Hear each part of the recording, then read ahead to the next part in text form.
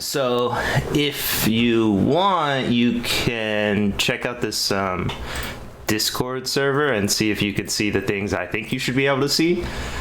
Okay. If you want, but you don't have to.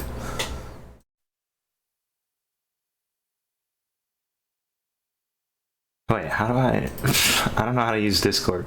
How do I invite someone? Invite people. Found it.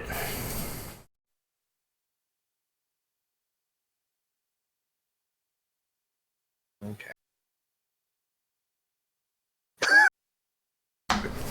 Okay. Told me to say hi. You don't need to say There's hi. a video. So can you see general and game systems? Yes, there's discussion goal of the Ashien. How do you pronounce it? I'm really bad at pronouncing things. I don't know yet. I've never said it out loud. Okay, out loud. Ashien, I think, works. Yeah. Ashien, Saigal, house and character, combat mechanics, magic mechanics, info, drop full. All right, don't read those. Those are supposed to be hidden, but I don't know why they're not. It says hidden, I think. Okay, add members or roles. Okay, don't read those. Okay.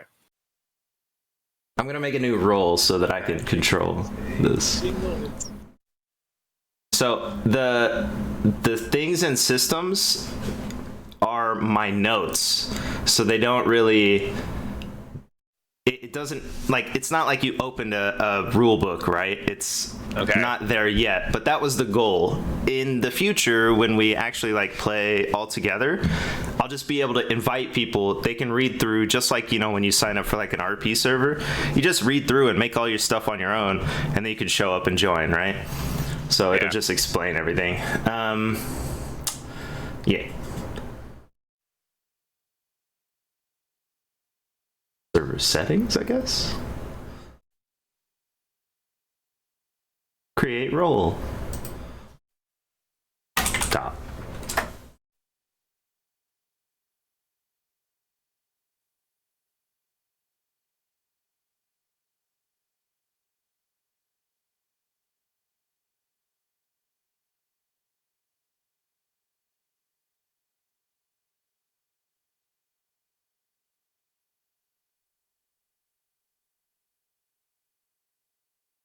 Save changes.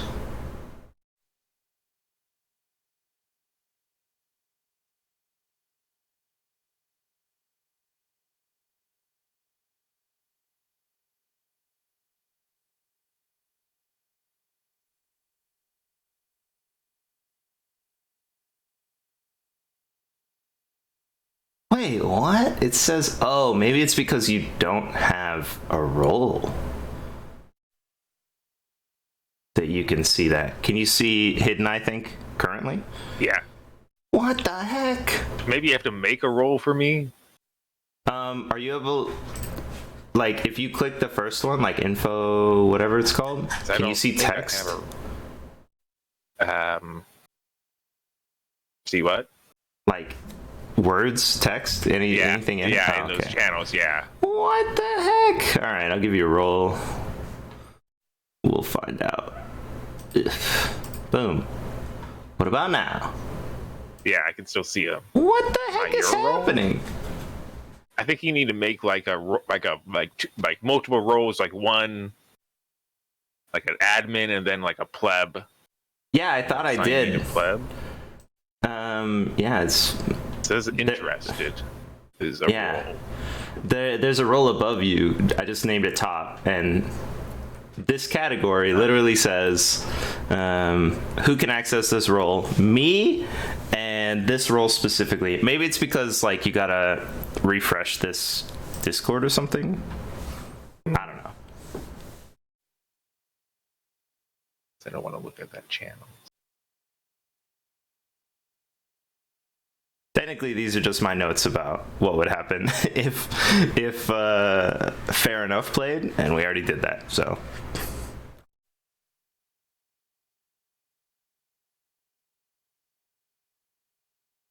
I can't do it. I don't. I'm not. Look, I have it collapsed right now, so I'm not. All right, yeah, that's cool. Yeah. It's good enough. I'll work on it later. So I sent you the character sheet that I made that is pretty funny and really handmade looking. Yeah. Just to explain like everything, because I don't know what you've seen or read or whatever from the other channels. I haven't really read anything.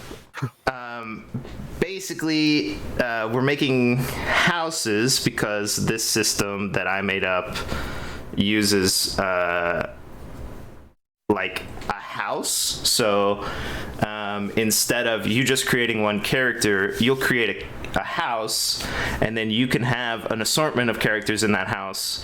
But for the game that we'll be playing, you just need the two that are sort of required. I guess they're not technically required, but whatever. So that's why the character sheet looks like that. Normally in the world, there's a sigil every year, and that is sort of like kind of like the Olympics, I guess, except it's just, I guess it's more like the UN, right, where they meet and representatives from all the different countries come and like argue about stuff and talk about stuff. So this empire has a bunch of different houses that either control regions or they do specific stuff. So Gob made, of course, a bunch of socialists who have a commune and live in the north, and Fair made a house that handles like waste management. So it's just a bunch of like garbage men basically who go out and handle projects people don't want to do. So that one doesn't have a specific like region that they control. They work out of different cities and have offices and stuff. So it can be garbage man in real life. Yeah. You know? Very a lot about garbage. It could be as big or as small as you want, but every house is required to send 2 people to the sigil in order to I guess support the empire, but also your goal while you're there is to like set up deals and the upcoming year, right? So if your house really needs something, you would go there and try and negotiate for it or stuff like that. So that's why there are 2 representatives. Normally the champion is, if you want, more sort of brawn, and the steward is more brain. And then in theory, if you clicked on this without, listening to me, you could click house and character sheet, and there's the actual file, then a video of me just going through the sheet and telling you what to do, and then a text version on how to get the stats if you didn't want to watch the video. Yeah. And then the question marks begin my notes. But eventually this will all be written into a way that, you just like follow it down. It explains stuff. You don't really need me, but there will also be a video explaining it if you just want that. Because that's the way I think it should be. Okay. I had like a loose idea, I guess. So my house would be... Like, how many people are in the house? As many as you want in theory, but they're not all going to be showing up to stuff. Okay. But they're just more like lore then? I wanted it to be like a system that allows you to really do all the stuff that all the systems we already have force you to like make up, right? Like if your character dies, for example, in D&D, you have to like work in how your next character will be involved and all of that junk, and you gotta like if there's a party that's already established, you gotta find a reason for that person to join in and all of that stuff, which is cool and that's dope. But with the house system, hopefully the lore, as you said, would be like, oh, we're aware that our party member, our house member, was with your party. I'm here to support, if you want to continue with the house idea. And then you also have a tie to the previous character, and there's more drama involved as well, instead of just, well, I joined the party and I don't care about this dead guy. You know what I mean? Okay. Yeah. Or you could play as something completely different if you wanted to, which would be the same as, D&D and Pathfinder and all that stuff. And it also allows for easier drop in and drop out mechanics, I think, because, for example, in the mystery game that we're going to play, that's upcoming, hopefully, trademarks soon, TM, there's a bunch of houses there, right? And if you're playing as a party member, a champion, whatever, steward, it doesn't matter which one you're playing, and you leave for 2 weeks and you can't play, right? I don't think there should be a reason to not be there or be there and have to work it out and stuff. You just weren't there for those events, and then when you start playing again, your house, so in this case the other person in your house, would just explain the events if you needed to know. If they would have known, then it makes sense that you would know. You don't have to have your party pretending you're not there and all that junk, because it doesn't necessarily have to be that way. Yeah. So if I wanted to be a religious cult. Yep. Doable. Well, my idea was well, I guess there's no persuasion checks or anything, is there? It's intimidation. Mm-hmm. It's well, political. I tried to make influence. I apologize, I'm eating. Yeah, it's okay. So the different stats, I wanted them to be more again, the same sort of idea. Does this make sense? So, intimidation is probably your presence, which is more your political standing within the house system, how impressive you seem, if you're wearing a bunch of money, stuff like that. That would all go into your presence. Yeah. But it could also be if you're a street tough or whatever, you're a bandit, right? You seem menacing, or you seem those subtle things that would be intimidation or persuasion would tie into that. But in theory, you could also use brilliance, for example, which is more your intellect. It's more your magical kind of stuff. It's normally your ability to perceive things, but in theory, if you were very smart or whatever, maybe you could persuade them using your intellect instead. I would prefer these stats be more oh, this makes sense, versus this is exactly what it does, and you have to fight with your DM in order to make it work. I don't like that. I was I had an idea was so like a cleric, very good-natured, but however, to be able to I don't know, talk to an NPC but away from the party, unless they had a check or something that they could listen in on my conversation just with the NPC, and then to persuade them to join my cause. And then the next time I come through town, they're all oh, for the greater good or something, as I walk by. Or okay, so in the Sigil setting, right? It's a bunch of champions and a bunch of stewards that are all there, and we're going to be working towards our house goals, right? In theory, this what do you call them when they go out and they proselytize? It's called I don't know, disciple or whatever. Anyway, so they're going to be they're going to be spending their time trying to influence other people to join their religion, basically. Yeah. Okay, like that could totally like a be cult, done. like very good. Yeah, I don't know. It's like, I don't know. I have a very loose idea right now, but kind of like So we help everyone out, but we need people for our whatever mischievous goals.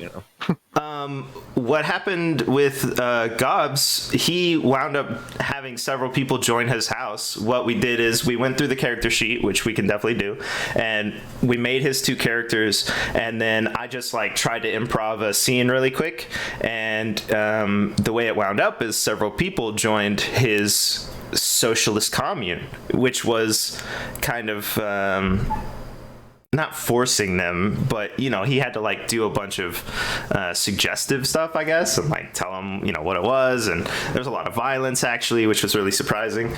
But that, I think your idea also makes sense. Like there's got to be religions, and they must also pop up and go away over time as well, right? So if you got like a concept of your gods, like a bunch of snakes or whatever, or however you want to do it, that it should all work. The goal is every idea can work as long as it makes sense, right? Yeah. Kind of based out. I don't know if you've ever seen Stargate. Yeah, so I'm watching Stargate right now. Yeah. Okay, it would be in the later toward the end of the seasons where the Ori pop up.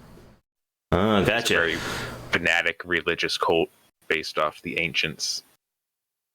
Cool. Yeah, I realized it was on Prime, so I started at the beginning, and I was like, I'm just gonna watch them all and see what I missed, because I've only seen like random episodes. So that's dope. I know exactly what we're talking about. Okay, cool.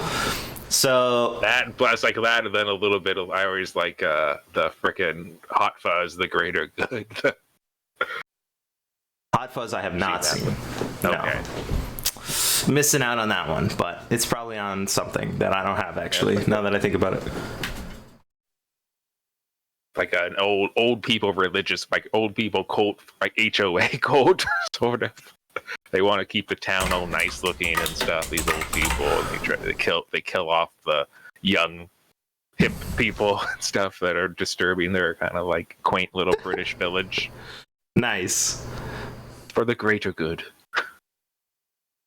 They have these meetings, they dress in all black robes and stuff. Okay. In it. Definitely it's a really cult. Good. Yeah. All right, cool.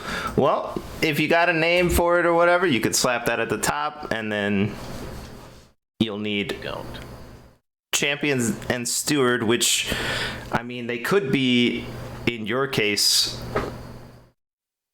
not necessarily fighting based, although I don't know.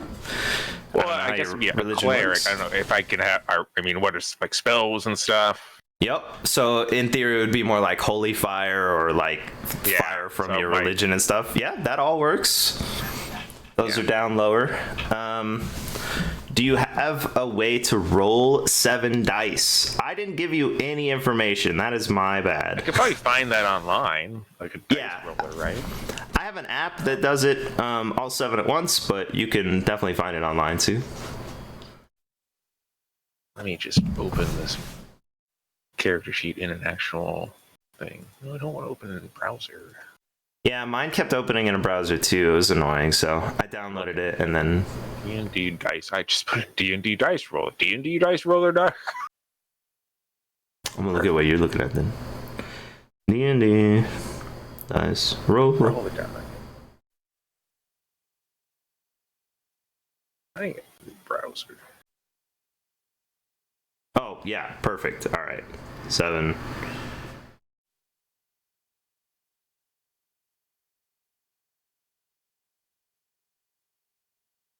This must have been what Fair was using too. My browser's slow. My computer's so slow. It's still loading everything. I just used my phone because I was like, meh. I forgot I have a computer.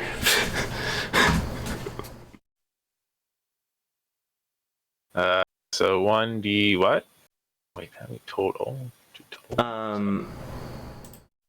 how that works? Or is this? So the way you find your individual stats is in the Discord, but to explain it out loud, use 7d6 and then roll that group 5 times, and you'll be for each roll you'll be selecting 4 of the dice to use as your stat. Baseline with no modifier is 20. So in theory, if you got 2 6s and 2 4s or 4 5s, that would be like the neutral point that everyone is roughly at for each stat. Okay, hold on.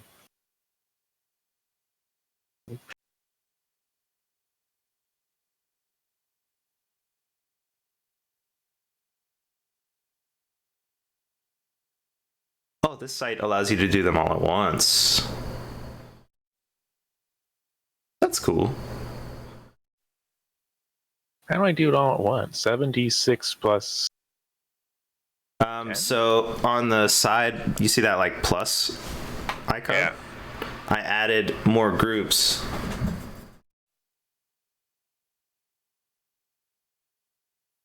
So now I have 5 sets of 7d6, and I can roll them all at once. Oh, I see a little plus. The only thing is plus. It's giving you the total of all of them, which doesn't help us, but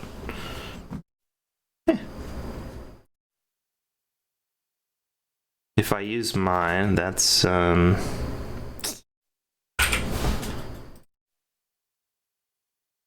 this is the worst roll I think I've seen. I roll at 76. Yeah, and so that'll give you 7 numbers, and then you choose 4 of them, and that gives you a number which is around 20, hopefully.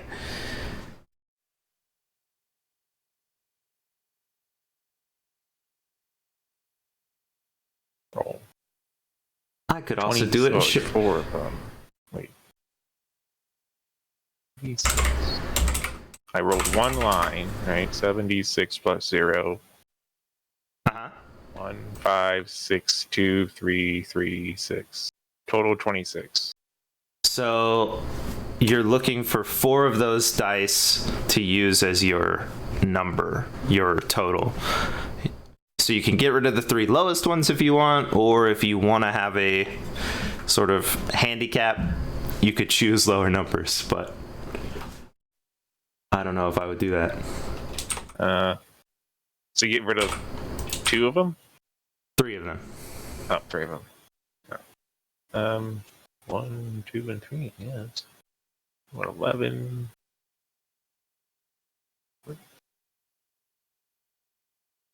17.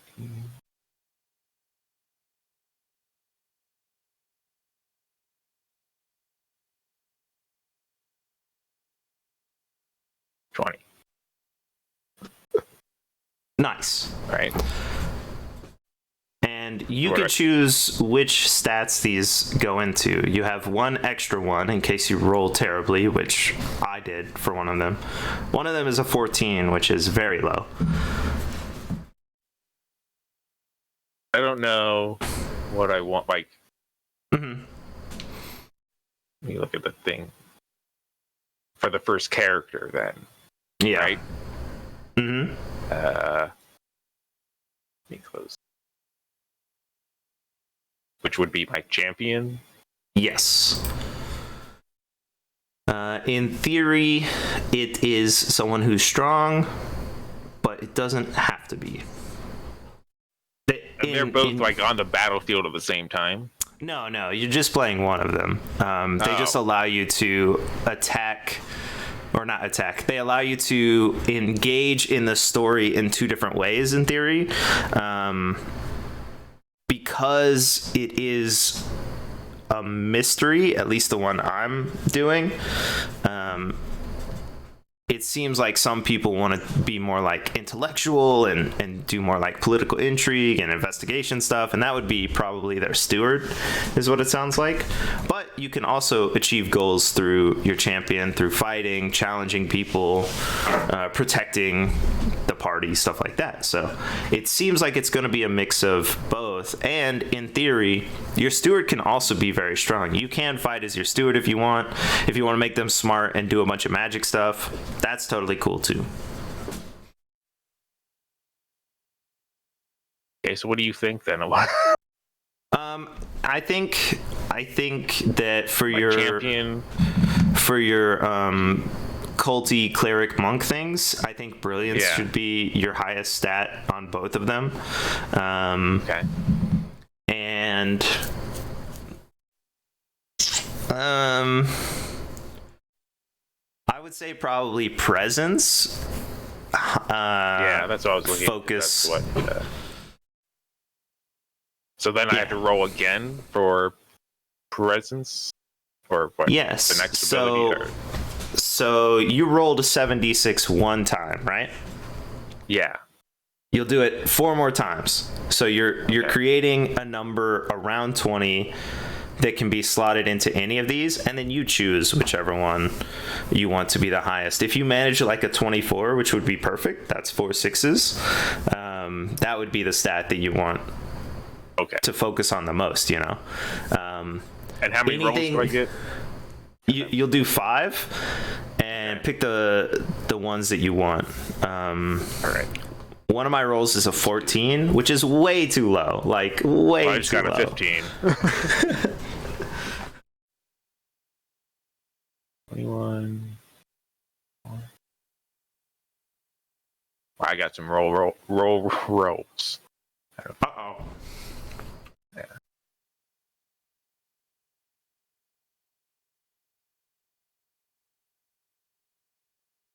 So I got 26, 15, 18, 21, and 16. Okay. Interesting. So, that's the total, but that's not slimmed down to the top, right? So, let me write these down. Yeah, that's what I normally do. I put my my numbers at the notepad, actually. top or whatever. You can also use the identity field at the bottom, but one of them is messed up. Wait, what? Wait, what?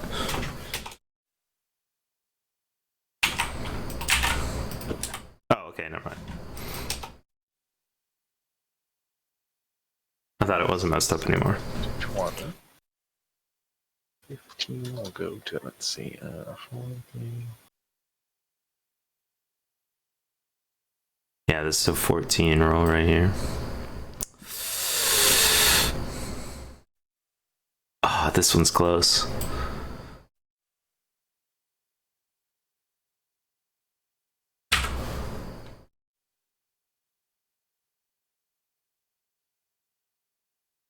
The 18 would go down to... I get rid of 3 numbers. Sorry, I keep reading. That's cool. I have it written down also in the thing if you want to read through it instead.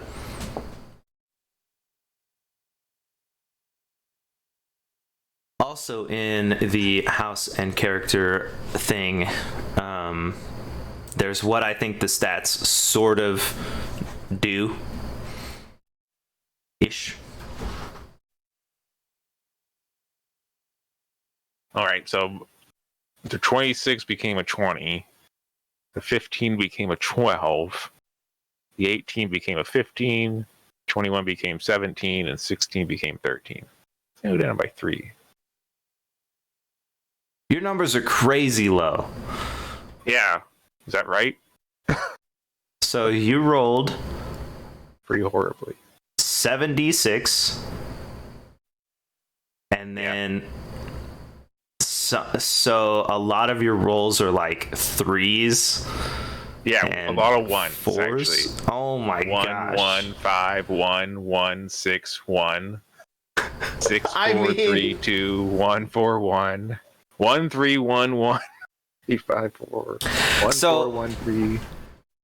You're not dead automatically, for the record, or you can scrap this whole group. That's totally cool. But just to tell you the way it works is, it's not just you standing passively while someone hits you to see if they hit you, like D&D. In D&D, of course, someone will roll and they'll hit like an 18, right? And then you just check to see if it hits your armor class. And then if it does, then it hits you, right? So this game is not like that. What will be happening is if someone tries to attack you, like with a sword, they'll roll a d20 and they'll get like 17, right? And the combat ability, which is the thing that they're using to do their sword, that's the stat, has a modifier next to it. So if it says +0, then it's a 17. If it says -4 because they have a 16 combat ability, then that 17 is -4 on that roll. And then you roll also because they're attacking you, and you'll probably be rolling grit. So if you also roll a 17 and they have a negative modifier, they don't hit you because you were able to, through your training or armor or whatever it is, to block it. So in theory, as long as you rolled great, you could still survive with like a very low score. But it would be dangerous on all your rolls as well if you had a bunch of negative modifiers too, because that's the way it is. Mm-hmm.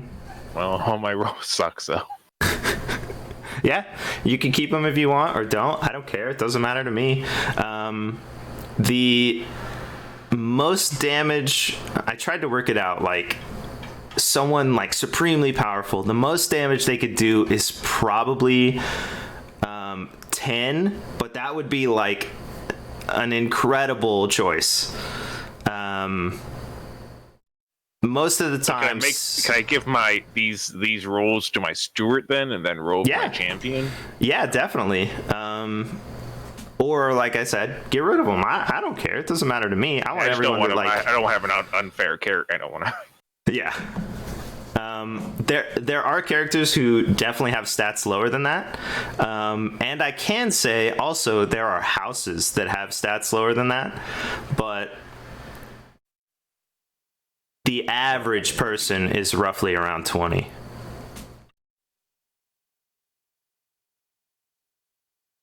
We'll roll another. We'll roll 3 sets, or yeah, or 3. 4, 5, 6. Well, these ones are really high. Okay. I'll roll mine again. Like see what happens. Perfect there. Almost perfect. Oh yeah, 23 on mine for the first one. So 16 is my lowest. We won't be taking that. 28, 20 is my lowest out of the 4 then.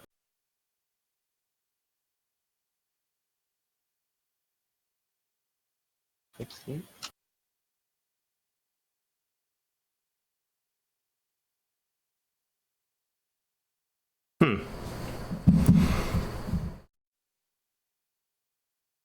That math? 12.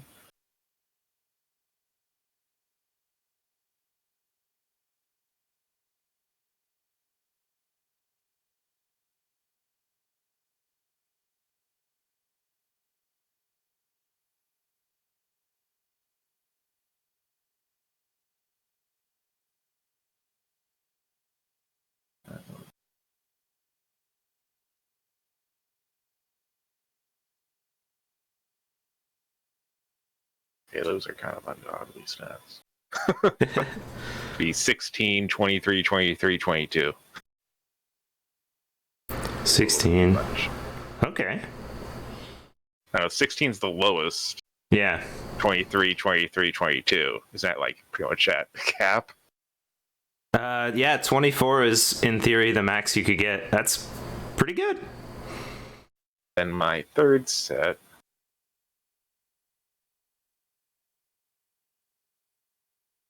Rolls.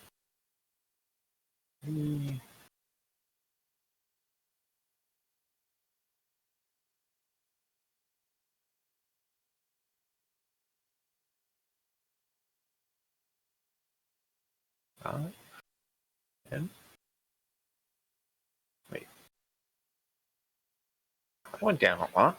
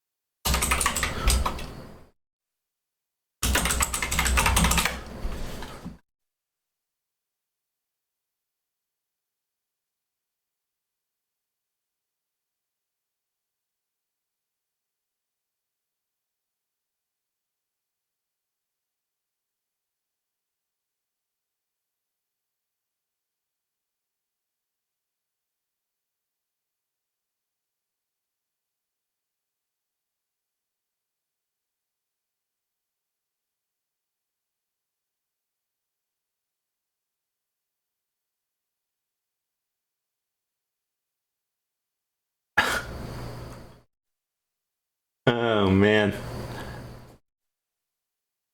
I looked up like just to like, look up random stuff. I was like, oh, let's look up some D&D encounters, see if anything like jumps out. And this website is like 22,000 D&D encounters. Number 43, a young boy named Billy is selling matches for 2 copper pieces. He is always too shy to ask for the sale.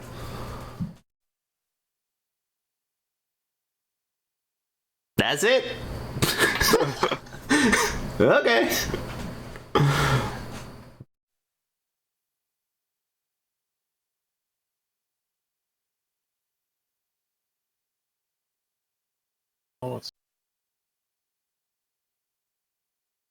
I didn't really like that setup on godly stats there. No? I don't like. It doesn't feel right. I mean, maybe you really are blessed by some religious figure who's like constantly feeding you power, Yeah. If you're trying to lean me that way. I basically, I'm not trying to lead you any sort of way, except, and I did tell Gob, there are people at the sigil that we'll be going to when we're all together who are specifically designed to counter you from doing crazy stuff.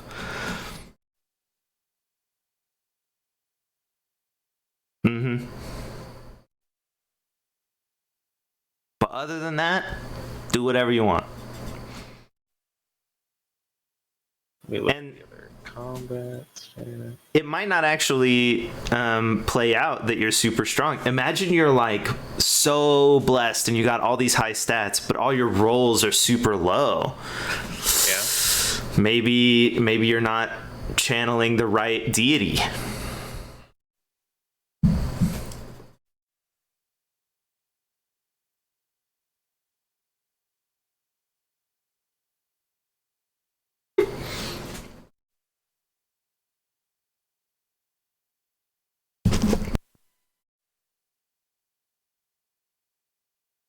What is this one? Strength intimidation.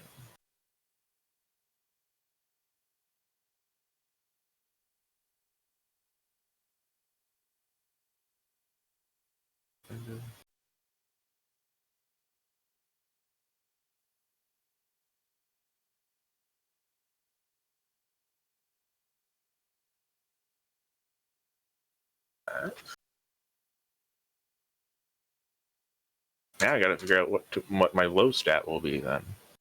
Because my lowest score is either 18 or 16. Depending on which one I want to put it into.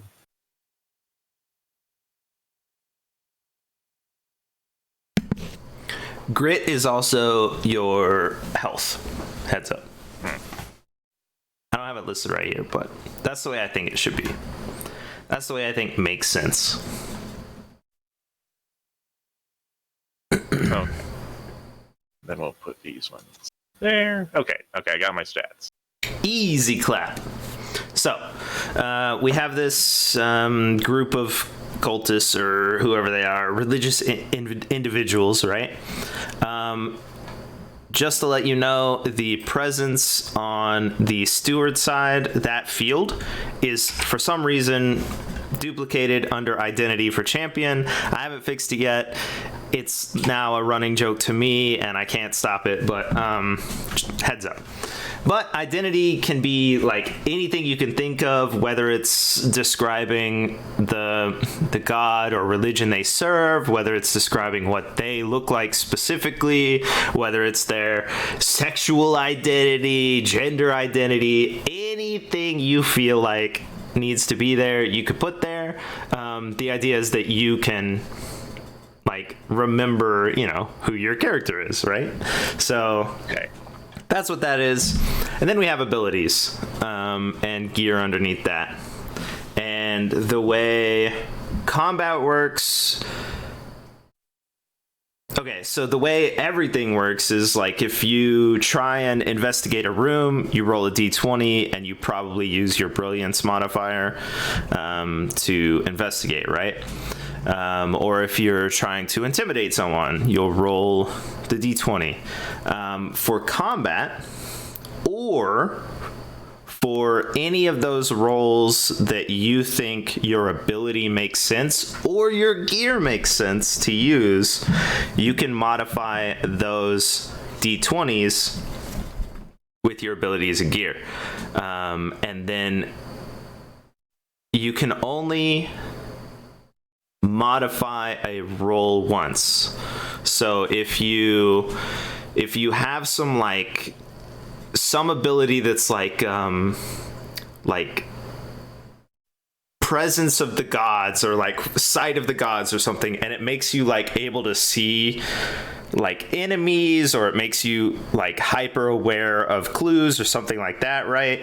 And it modifies, with the top line +4, you can apply that to your d20 roll by using that ability and maybe find hidden loot that someone else couldn't find, or find a clue or whatever. But maybe the ability is like rage of the gods, right? So maybe that one either makes you stronger, so it modifies your combat rolls, or maybe it makes you more impressive, or you're bigger, or like whatever it does. You don't necessarily have to use these abilities in the way they might be intended originally, I guess. You know what I mean? Do I have to come up with the ability? Yeah, so any ability you think they might have, if you want to draw from D&D abilities, do it up. If you want to draw from X-Men abilities, do it up. If you want to make up your own abilities and just explain what they do, that's cool too. I think that a lot of the systems that we have a bunch of pre-written abilities, and then people are like, oh, well, I'm going to use this ability that's balanced, and I'm going to change how it looks on the outside, but it's really just this ability from D&D. And instead of that, I chose to balance everything against everything, and then whatever ability you think it should be is balanced already. You just make up the ability, right? Okay. Cool. So you have these boxes that say uses 2, 3, 4, 5. Those are per day or per a long rest, if you're familiar with D&D, whatever it is. Your lowest number of uses, which is 2, is your strongest ability in whatever it is. That's the thing that you've practiced a bunch. It really helps out with whatever it does, but it drains you as well. So you can't just like constantly be using that ability, whatever it is. So if it's like meteor or something and it throws a giant fireball, you're only going to be able to pull off 2 of those before you're exhausted, whether it's your mana or your physicality or whatever it is, right? It's going to exhaust you and you can't do them over and over and over and over and over. But the lowest ability, which has 5 uses, it doesn't help you that much, but you can use it like a lot. So Okay. that's how those work. And those modifiers go into your d20 rolls. So if it is meteor that you're casting, right, and you're trying to blow someone up across I don't know, like 20 feet away, you're trying to hit them with a giant fireball. What'll happen is you'll say, I'm going to use meteor, and you'll roll your d20, and if it's like a 14, you'll add that 4 to it, and you'll blast that person probably with your 18 roll instead of your 14. But maybe your meteor misses. Maybe they shield up or something like that. Who knows? Okay. Mm-hmm. Look at cool spells then. All right, cool.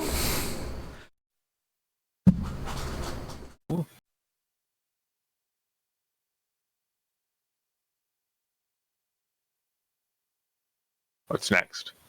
So I won't have these spells done now. No, that's cool. The next one is gear. Gear has, it doesn't say this, but a later iteration of this sheet does have it written next to it. But it was handwritten, and I didn't like how it looked, so I didn't use it. But you get 4 points to modify with your gear.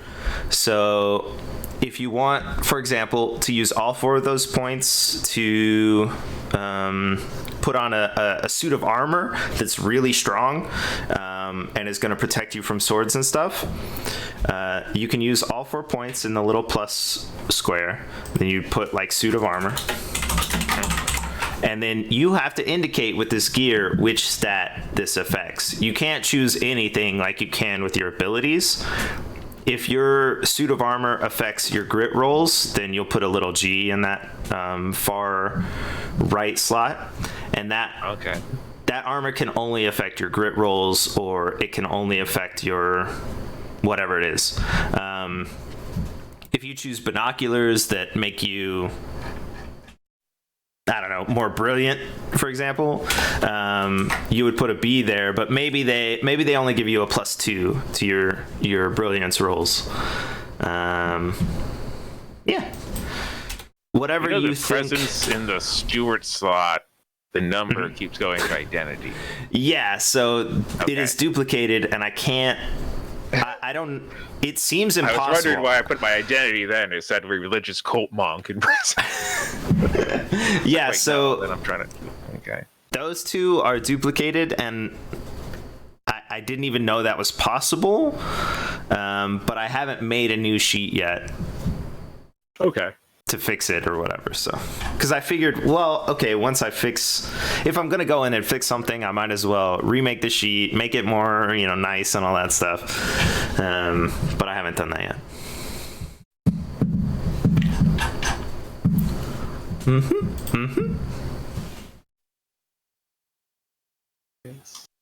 Okay. Spell word. I took my allergy medicine. That's right. I've been taking it when I stream so that I can remember. Like, does that make you sleepy? No, it's Claritin, but it doesn't make me sleepy. But I streamed earlier today, and I can't remember if I took it, so I might be doubled up. I always worry about that with some other pills. Good. Fast friends, incite greed.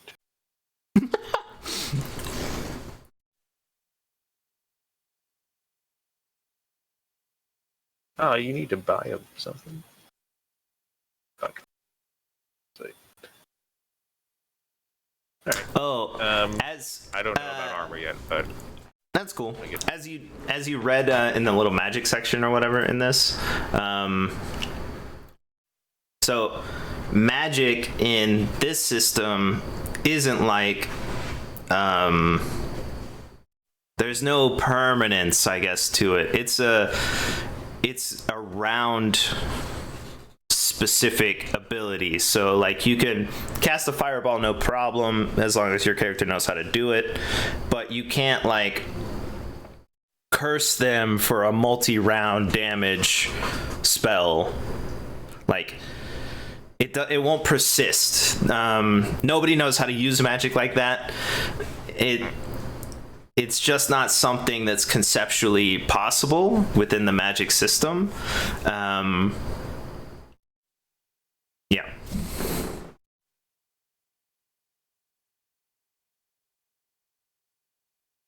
You been watching a lot of anime recently? No. Well, all right. I don't watch it. I was gonna make some references to some animes, but never mind. I don't. Yeah, we just watched. Leah's just been playing that Harry Potter game. Yeah, Loves that game. She actually has been not using her broom. She's been taking my challenge.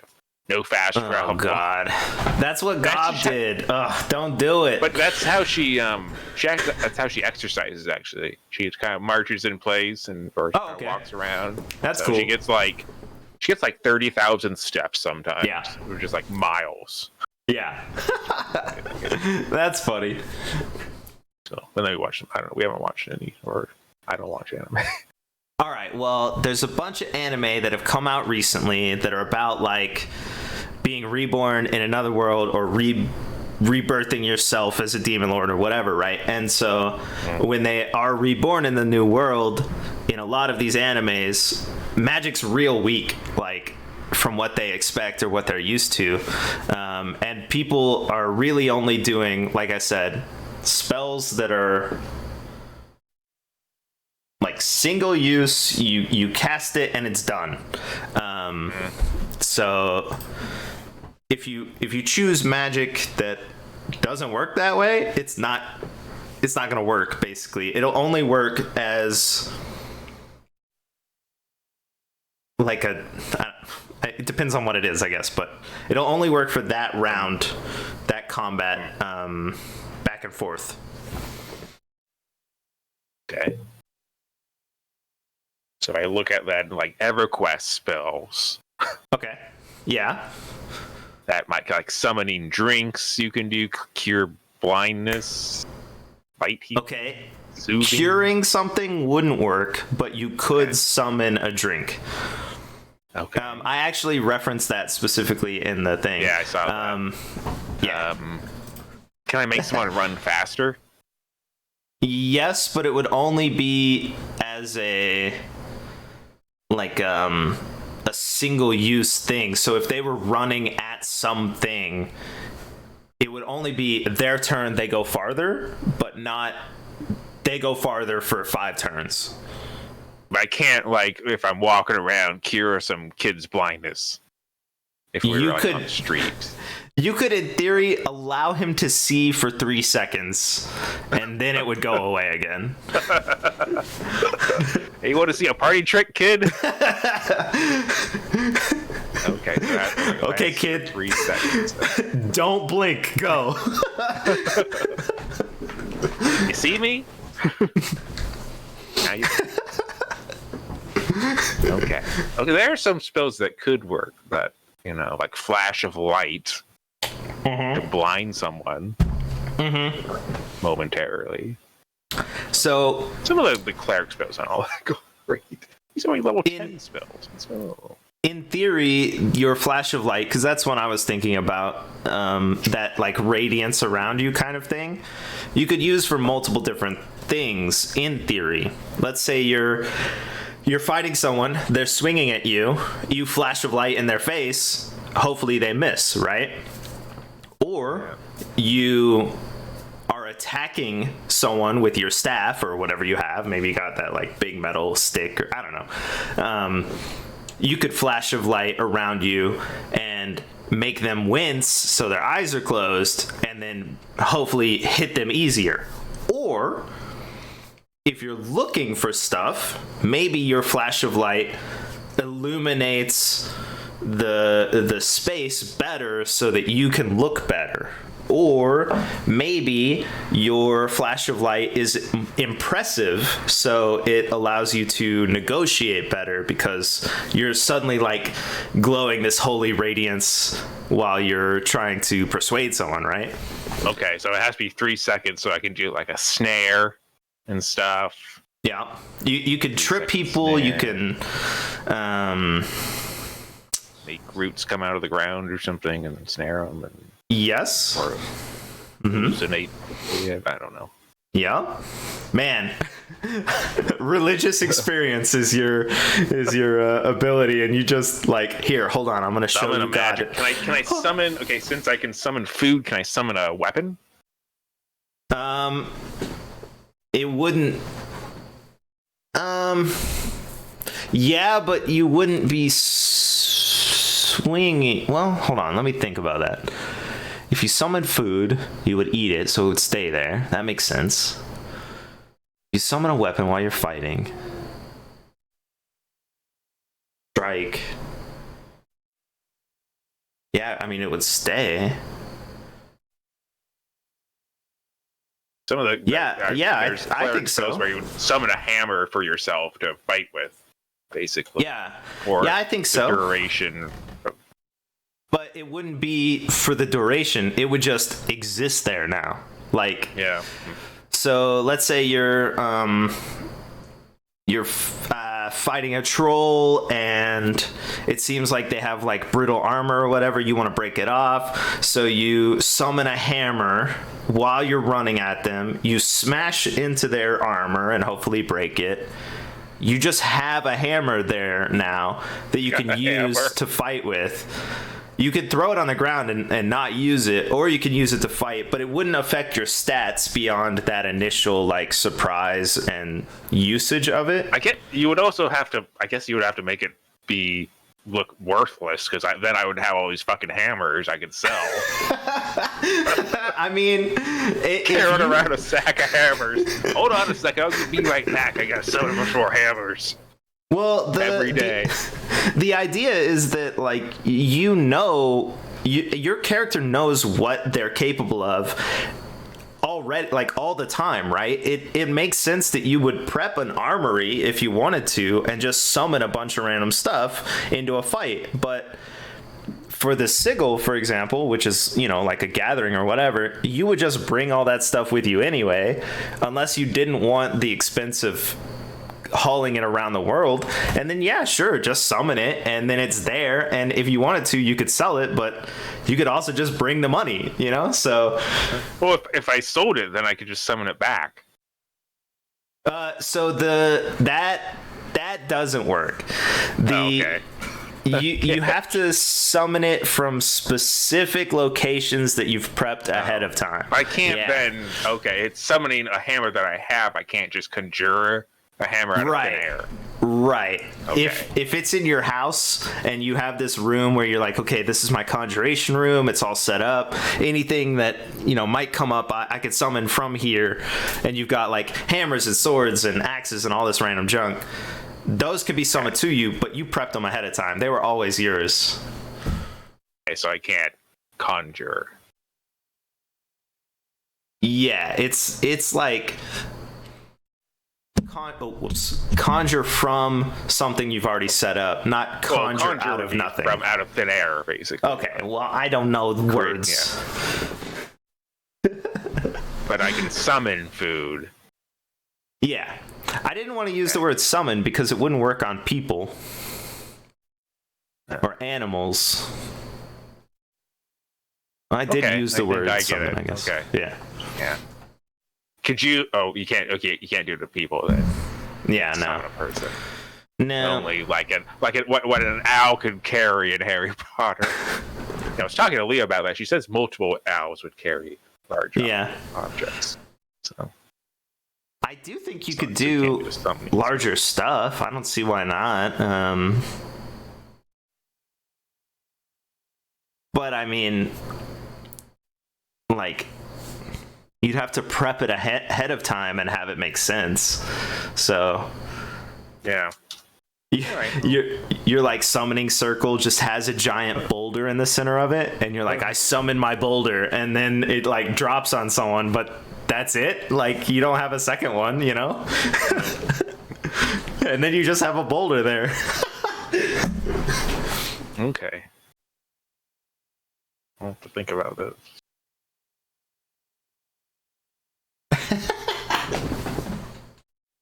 I was probably just gonna do like one of those mid-journey things. I was gonna like type in my stuff and have it create the picture for like what it would look like, and then I could go off of that. Okay, cool. I'm not creative with the AI junk, you mean? Yeah, I was gonna make the AI do it for me. Like what my monk kind of looks, or cult guy, fundamentalist I'll ask ChatGPT while we discuss. I signed up yesterday. Can I transform someone into something for 3 seconds? Yes, in theory. Okay, I can polymorph someone. Yes, I can or change yourself. Someone into a sheep. Yeah.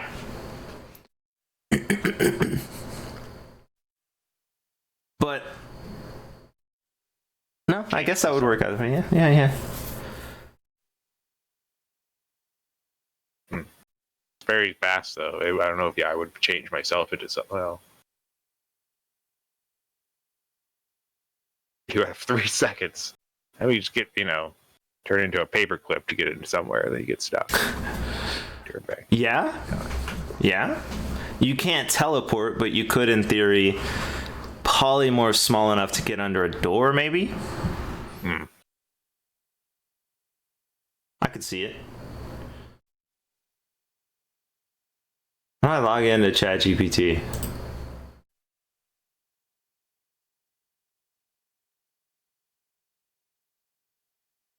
Oh, I found it.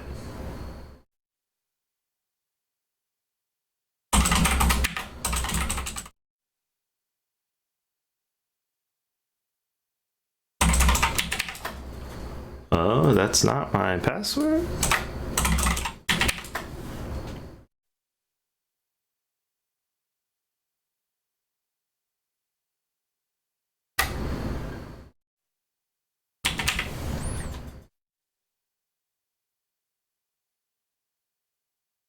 Huh.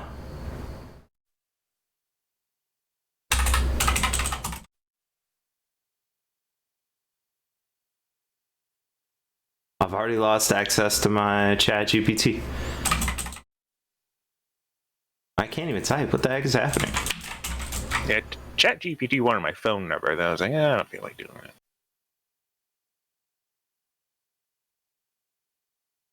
Can I resurrect something for 3 seconds? I don't see why not. Why? I don't know why you would do that, but sure. Alright, I'm just looking at some spells. Yeah, D&D spells. Like, it feels like you wouldn't even benefit from, like, resurrecting a person who knows where something is, right? You resurrect them, you only have time to ask, but then they die.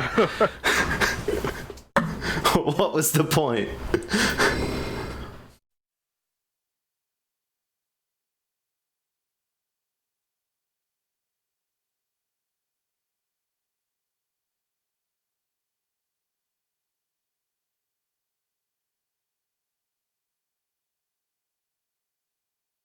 Spells I gotta go through. I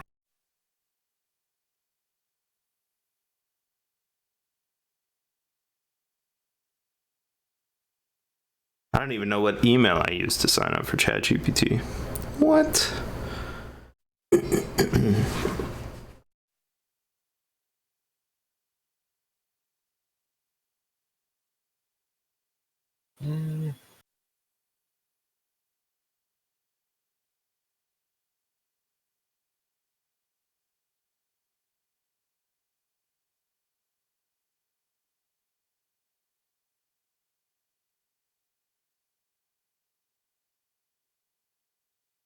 Stop coming to me.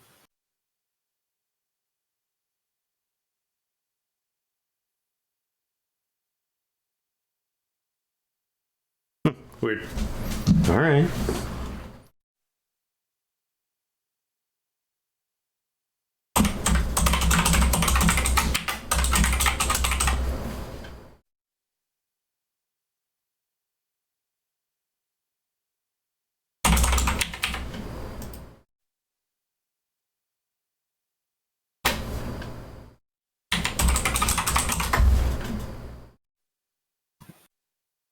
What's next? So you got abilities, gear, and all that stuff, and stats, right? Well, no, that's gonna take me like days. Do abilities. Days. Well, okay. I mean, we Because I don't just... even know like what. I don't know. Yeah. Okay. Well, do you think your crew, your house, your religion, whatever, has a certain place or a certain building or region or town, maybe? Or are they more like nomadic? How does that work? We have a small in a small a town. We have a church. Doesn't look like your normal church, but It doesn't. All right. Not like a steep, like a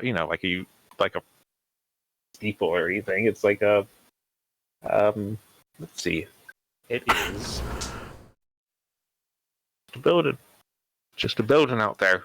All right. Nothing special. You guys work out of a warehouse. Yeah, like in the Amish. Kind of. Like, what is this? What is the setting though? Like, what is the town like? Like towns like.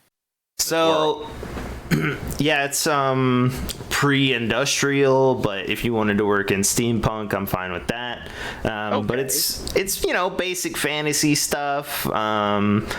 They got steel. There's freaking dwarves. Fantastic. We're steampunk. Stuff.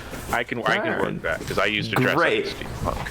Perfect. Yeah, you're back in the goth days. You're the cult of the cog or some junk. Yeah, the coggers. Great. Oh, jeez, coggers. Those damn coggers. Sure. Okay. We're the coggers. Do you have like a preference on desert, plains, forest, any of that stuff? I have a ghetto map that doesn't. Oh. Sure. I'm gonna share this. Desert.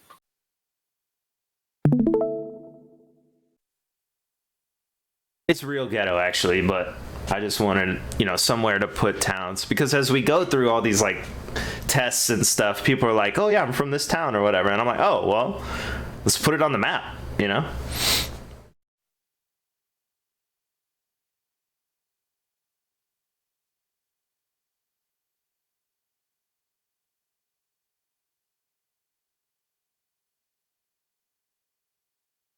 Bear traveled. Streaming. Oh, I have to watch. Yeah. Either way, yeah. Let's see. Is there like a port? A port town? Yeah. I got a ton of coast. Like a San Francisco kind of city. The coggers from San Francisco. From Cog? Port Cog. Port Cog. I think I would put that in maybe this bay right here. Yeah, maybe. The star is the capital, so that's a more centralized location. Oh, yeah, like a Texas little spot there. I see. That's what I said, and then Gob said it was more like South America because I guess he wanted to be represented. So whatever. Okay. Sure. There are also little islands around, but I don't have them. It would be like that little dot right there on the. You're kind of near. Yeah, that one. The dots are already identified for me. Oh, okay. So I know what that is. If you want to be there, yeah, sure. Uh-oh. I think it would be funny. What is that? A mountain right there, down at the bottom left? That little circle thing with the to the right of that. The circle thing is the Sigil location. It's like a big coliseum, but everybody goes every year, so that's where we're headed for this Can I be event. then? Can I be that on that little to the right of that little? Yeah, that. Yeah, sure. You sure you don't want to be right here, though? I don't know if I want to. Yeah, I don't think so, but I do think it would be really funny. How about this? How about we put you here? Is this my? Yeah, we'll put you like right here. Is there a bridge right there? No, this would be too far. This is going to be like Do we have an airship since we're steampunk? I think it's doable. It would be closer to like the Goblin Zeppelin concept, but yeah. Sure. I think that would be awesome. Dope. Yeah, that would be religious fanatic steampunk coggers. For the gear. All praise to the gear. I used to have like a watch that was like you could see all mechanical and shit. Mm-hmm. It was really big, and then I had like I had a vest and some brown pants and suspenders and stuff, and some goggles. Nice. And one of those little like newsboy caps. Yep. I still have the pants that doesn't fit. All right, cool. We'll put you right here. I'm just gonna identify it. I can't remember how to do it in this program. Here it is. Until you have a town name or whatever, we'll just put Coggers.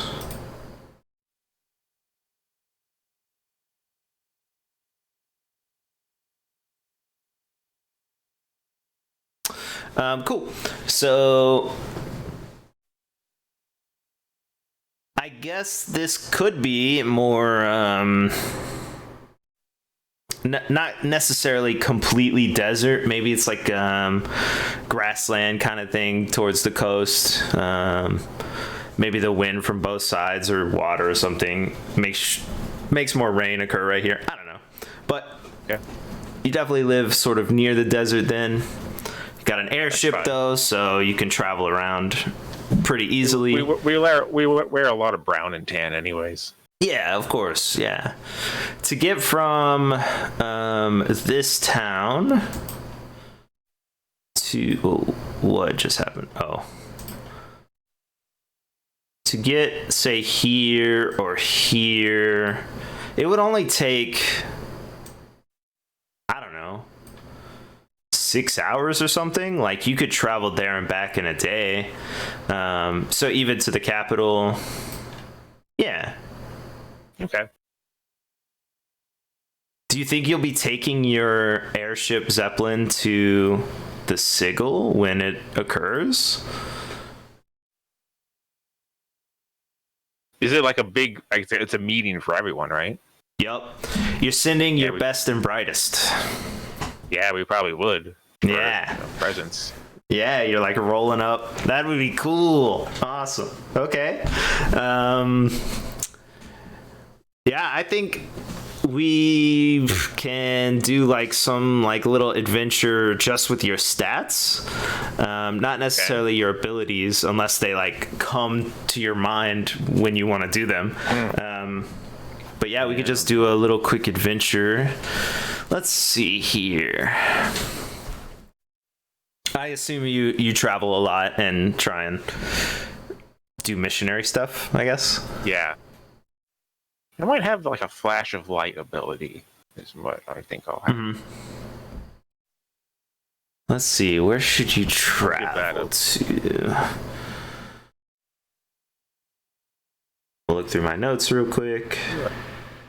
Like 4 uses?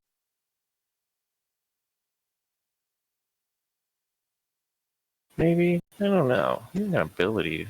Shouldn't that have to do damage though?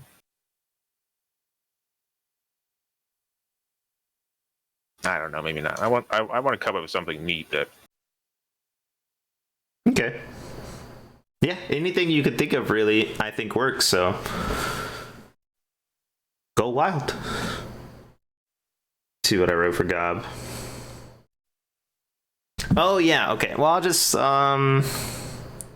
so you and your coggers, you probably listen for rumors, especially because you travel a lot. You're probably going to hear a lot of rumors about places you might visit or the peoples you might want to try and convert, I guess. I don't know. A lot of information is going to, sort of come your way, even though you're probably oddly dressed a lot of the time. Yeah. 1920 Victorian. There's a bunch of freaking goblins and elves and dwarves and stuff, so like it doesn't really matter. And races that are beyond even that. So even though you might be dressed a little weird for humans, it's fine, There are roughly 12 languages. Do you speak any others? What are the languages? I don't know exactly. That's why I said roughly, but over time, if someone's like, I want to speak something specific.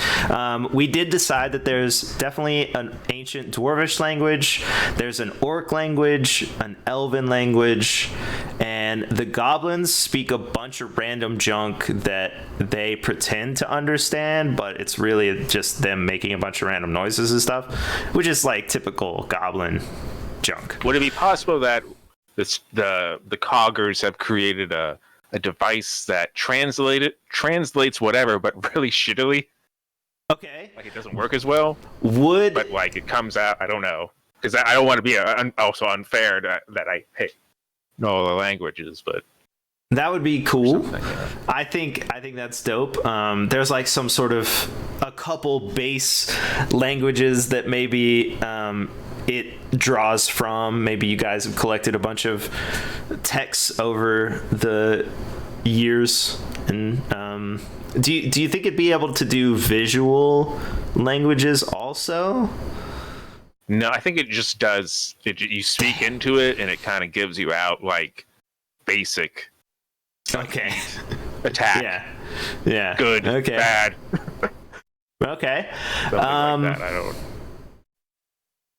All right. I got your rumors then. Your potentialities. Tinkering. Kind of. Yeah. That okay. So you think you're more like inventive, right? Like you come up with new inventions, right? So okay, that's cool. Yeah, the intelligence. So it's a lot of cogs. We got like a very steampunky gold fucking. I'm looking at these this steampunk name generator. Mordecai Archibald. Perfect. Steampunk that's Amish. Just the first two-part names. Yeah. Ebenezer. Okay. A couple of clues come across you guys' adventurings, your musings. You go out, I don't know, however often you go out. Maybe it's once a week, maybe it's once a month. You try and hit a new town. I don't know. Maybe it's every day, which would seem really difficult, but maybe you travel or something. But you get some rumors, some clues. There's an old story that used to be told to kids, those fairy tale kind of things, but the threatening ones that are be good or something bad happens. It is called, hold on, I have it written down somewhere. Shoal Gath. It's been rumored to have been seen somewhere up here-ish in the north towards the mountains across the Elvish Plains. Shoal Gath is like a dark wind, basically. It's like a threat, oh, if you don't eat your vegetables, Shoalgath will blow past you and steal you away, and you'll be taken into the dark, basically. It's very old, and like, everyone knows it's fake, basically, but rumor is someone saw it, which seems difficult because it's wind. Monster from Lost. Sure. I have not seen Lost, but sure. You also get rumors of new inventions being created sort of way over here along the coast. Something about... actually, it's probably a little lower than that. It would be down here. It's something about maybe a new way to... I guess paper is probably pretty well known at this point. Not paper. It's a new way to use magic using some sort of technique or invention or something. The rumor's not very clear, but that is over there. And then you also are very, very, very familiar with this town, which is just across the way, that you didn't necessarily want to live in. You know exactly who lives there. This is the House of the Palms. The House of the Palms is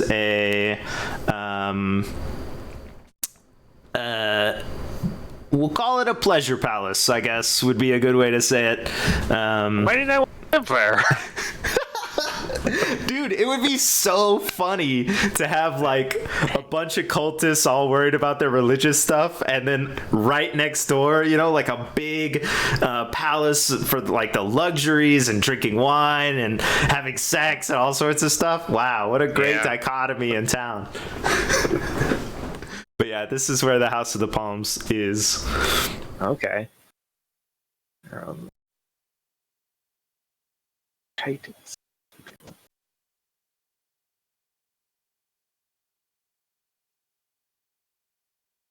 And I could come up with more ideas if you want, but these are the ones that sort of have struck you in your recent travelings that a lot of people are talking about. So do I go to one of these spots then? If you want to, or we can try and find something that interests your religious fanaticism. So to the invention people. Okay. There is let me get rid of these. You can take the airship or something? Yeah, definitely. So if this takes 6 hours, probably takes you maybe all day to get over here. So I'm going to put a town here for you. Not roads we know of. Player identified cities. So we'll put we'll put a little town over here. It's probably not right there. It's probably actually right... Oh, God. It's probably right here. What I think you should do, though, you don't have to, is probably go to the coast first, because the coastal towns are probably more visited, you know, people shipping things, junk like that, right? Especially right here, with this being the sort of plains, foresty kind of area. This would be plains, this would be more grown-up forests. They probably do a lot of maybe... I don't know, wood trading or something like that. So the crew loads into your airship. You give your religious praise to the airship or something like that, and travel over here. Yeah, you've got a big golden cog somewhere, and you all just like wave to it every once in a while. Yeah, we're all touch holding it. Our cogs. You're all holding your cogs. Oh my gosh. Oh geez. All right, so your airship flies over. It's maybe late in the day. Actually, it would already be evening by the time you roll up. As you flew over, you were looking for, you know, towns that may have this invention in it. Nothing really shows up until you hit the coast. even though I've already told you there's a town here. Whoops. So you hit up the coast, and it's got a lighthouse. It's a relatively bustling place, and it's got your basics. It's got a tavern. It's got a general shop, but it's got more. There's many merchants. There are upholstery businesses. There are like textiles and all of that stuff. So it's not just one general store that does everything. This is a city basically big enough to have a bunch of different things that you can do in it. Okay. So we stop at the lighthouse. We anchor there. Yeah, I would assume so. Yeah, good point. We'll put the lighthouse sort of right on the edge. So yeah, cool. There's a path from the lighthouse that leads closer to town. The houses pop up and then they become more extravagant and luxurious as you go towards the center of town. Okay. Anywhere specific you want to go, or I don't know how your religion works exactly. I guess it's just me, right? Just the champion, or yeah. If you want it to just be you, that's cool. I guess you go out and do research, and then if you run into something that needs more people, you head back and come back with more people, I guess. Yeah. Do we have like we have a communication device or something? Funky radio waves. Radio that only certain times. I don't know. I don't know if that would work because telepathy only works one way. So, oh yeah, I wanted telepathy as an ability to be able to scream in someone's head. Okay, sure, take that one. We all scream at each other's. Yeah, I don't know. I would assume that maybe several people have come with you just to handle the ship, unless you think a single person would be able to fly it. I guess it would themselves. Be multiple people, but I don't know. Yeah, I don't know if I'm going off my character sheet of how many people. Yeah, so for these little adventures, it's not super strict. Let's assume there might be 4 people helping you, so maybe it's your champion and 4 random NPCs from your house, right? Just some other coggers. Yeah, your steward's probably doing work on maybe one of the other rumors, or I don't know. Yeah, setting up the business or something. Okay, cool. So yeah, well, hey, we don't have any qualms with we're not straight edge or anything. Yeah, that's cool. So we're not abstaining. Yep. Hey, I gave you the option to live there, I guess. If you want to move, that's cool. No, it's fine. You can always travel there, right? Load up the Zeppelin. Yep. Short day. Cool. Yeah. So your crew hangs back to make sure the balloon is full and ready to go, but you gotta batten down the hatches or whatever because you're probably staying there for the night. Yeah, your champion's walking in towards town alone. There is, like I said, a path, and more houses start springing up. Overhead, it's a very clear sky. There is a 2-moon system. The way the moons work is there's a relatively large moon and then a small moon in front of it, and instead of there being the planet that goes across it and creates a shadow or whatever, the inner moon actually rotates around the inside circle of the larger moon. So you could tell what season it is and, what time of the year it is based on where the inner moon is on the rotation of the outer moon as it goes across the sky. Currently, spring, upper right-hand side is where the small moon is.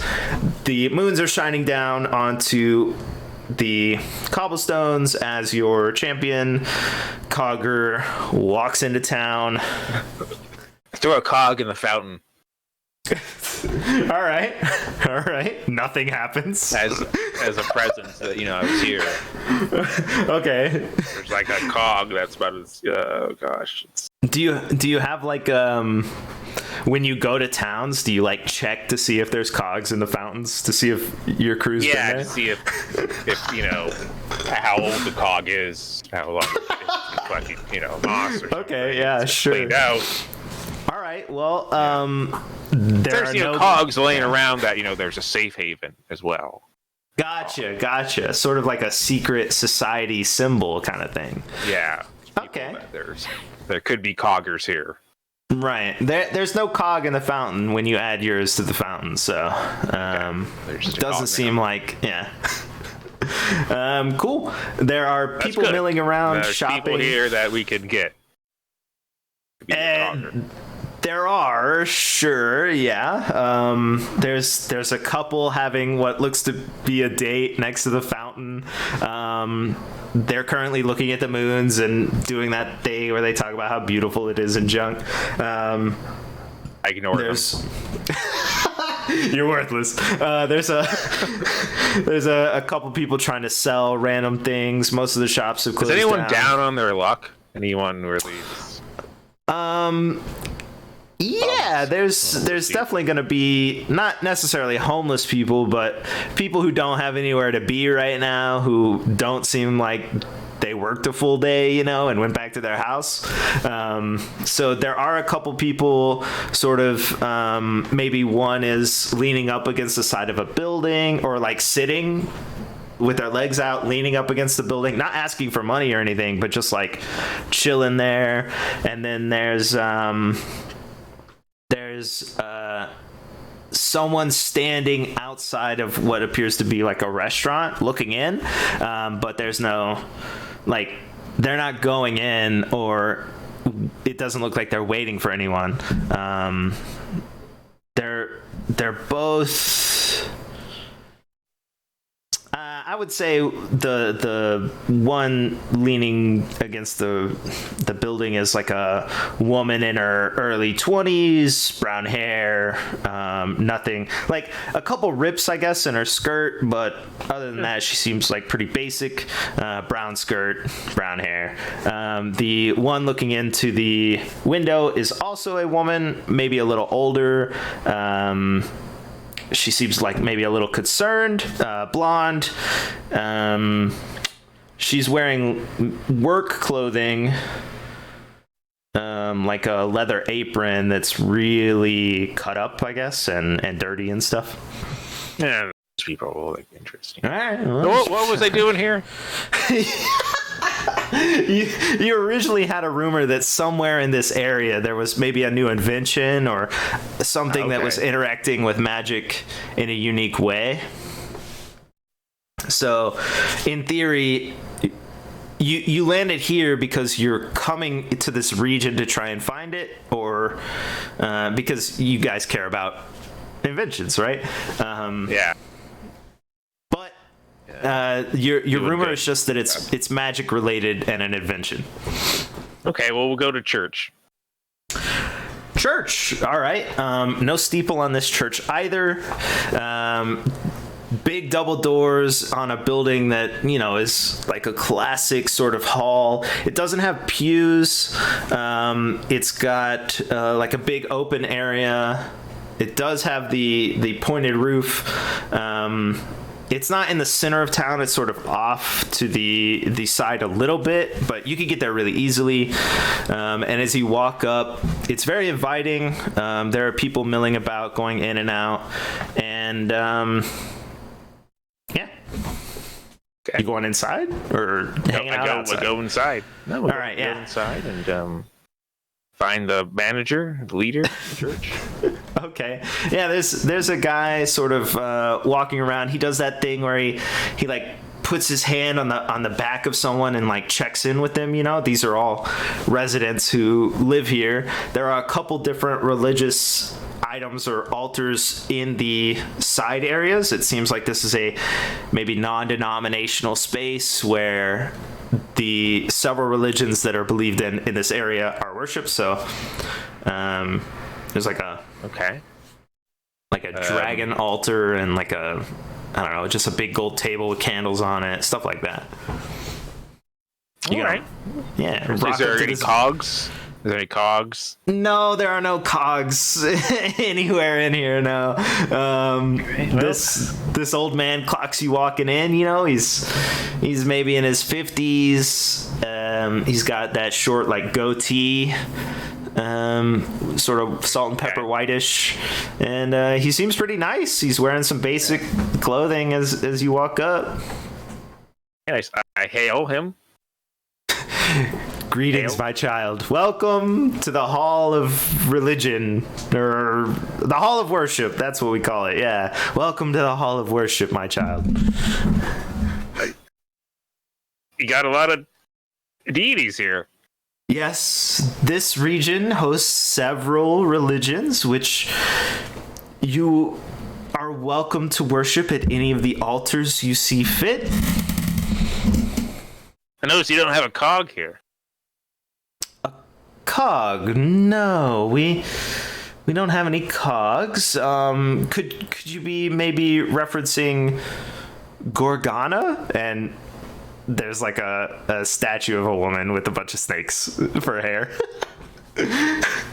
No, we're a part of the coggers. We've been here for a couple hundred years over here off the port coast of this land.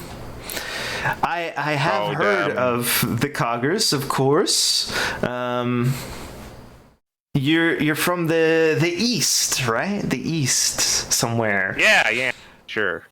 Wonderful. We Welcome. took the airship over here. You see that? I don't know. You can't go over in the building, but you could probably go outside for yourself and see the airship we took. He meanders over towards the front door. It's like, let me look. And I guess you could see like the frill of the top of the Zeppelin or whatever. Maybe it's got like a banners or something streaming from it. Yeah, it's got some cogs on it. It looks like a covered tank. in cogs. Yes. Wheels and cogs, and we devote ourselves to the cog. It's what keeps life turning. The wheels turning, basically. I guess let's roll. What would you roll? Wait, where's my list? Oh, Persuasion. Join my religion. You're starting with that? Okay, just no. But hold on. Let me roll this. Roll, I guess, a presence roll for your champion. Yeah.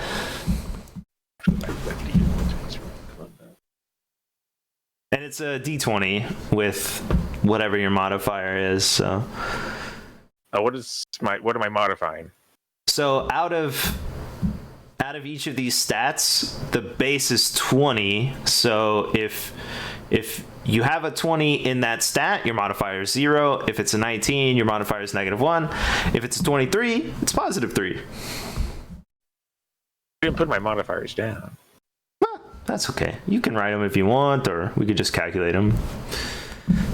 So I'm just rolling a 1d20? Yep. Okay. I wrote a 20. Okay, perfect. Well, it doesn't matter then what your modifiers are. The priest seems pretty welcoming, pretty interested in your religion. Every sort of thing. Every time you say cog, he seems a little confused, maybe, but well, I gave him a cog. I take one out of my back, like a bigger cog. And I give it to him. Like 2 hands wide?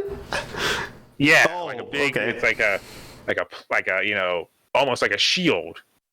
Oh, okay, it's huge. Yeah. Is it heavy? It weighs about 50 pounds.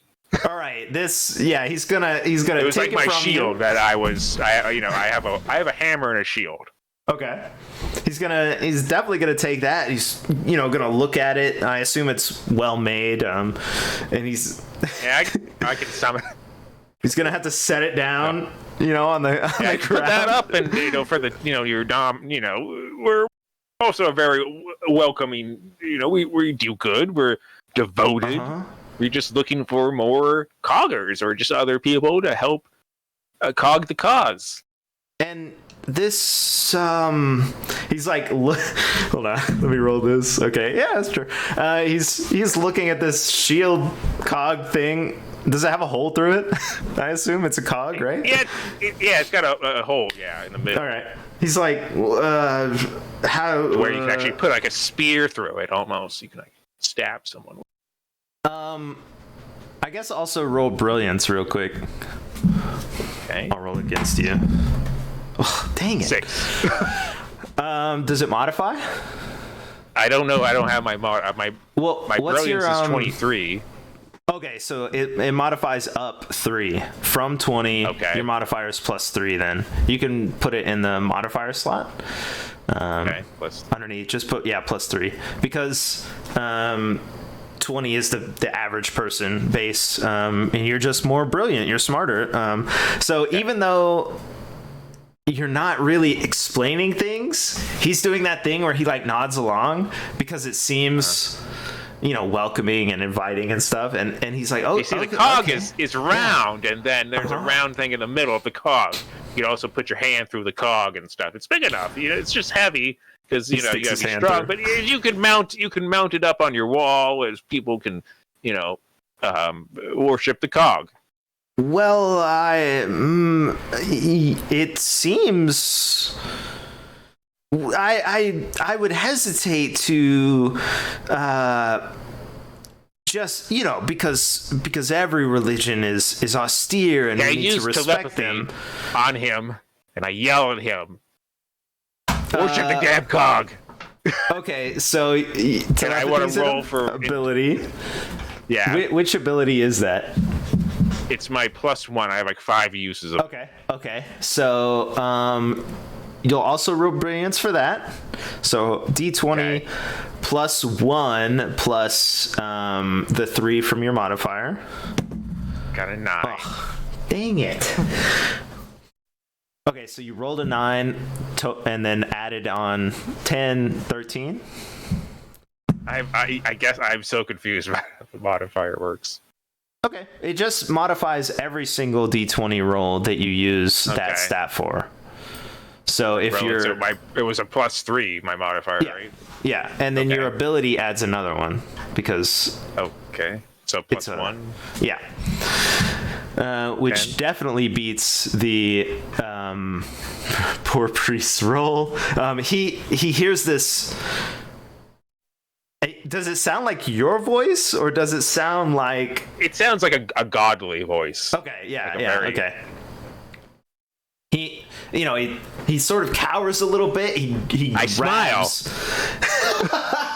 He grabs onto the cog and he's like, looking around, up, sort of down. He's looking to see if anyone else heard it or said anything. He doesn't see anything. He seems very confused and why his mind suddenly yelled, "Worship the cog." Are you okay, my friend? I heard something. You heard the cog. Like a demand. Was it? And he looks at the cog. Was it this? He's holding up the cog. Okay. He seems very confused. Is there? I mean, I'm not necessarily opposed to a space for your beliefs. Have you ever felt the presence of a god before, my friend? Well, of course, I think everyone has. Yeah, have they ever spoken to you? He says that he follows.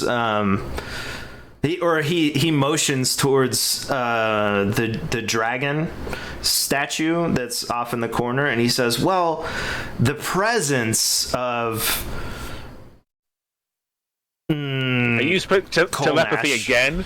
Oh my gosh. Okay. And I say, you follow the cog now. Or it says, roll. Yeah, roll again, yeah. I rolled a 14. Dang it. Ah, please. Follow the cog now.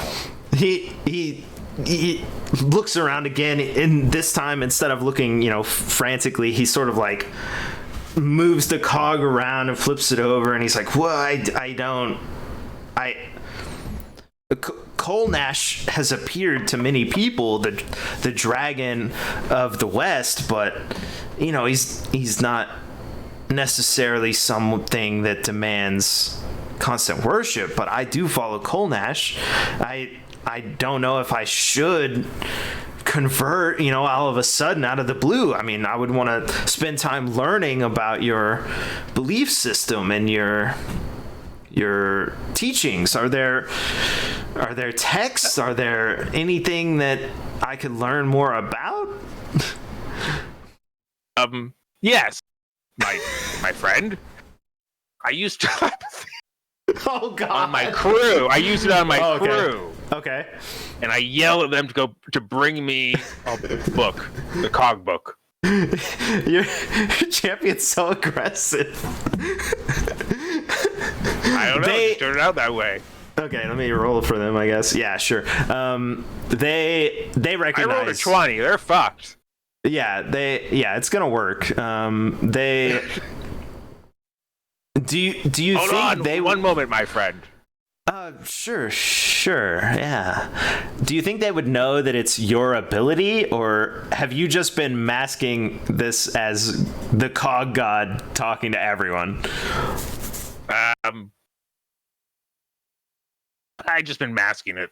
Oh my gosh. Okay, so they feel the inspiration. It's got to be just one of them, but you would know that it's maybe the boss the of steward, the crew or something. Yeah, sure, the steward. Yeah. So they begin to get the stuff in order. It's going to take them a couple minutes to basically jog down the road to get to you, but yeah, I got a name for my steward. Okay.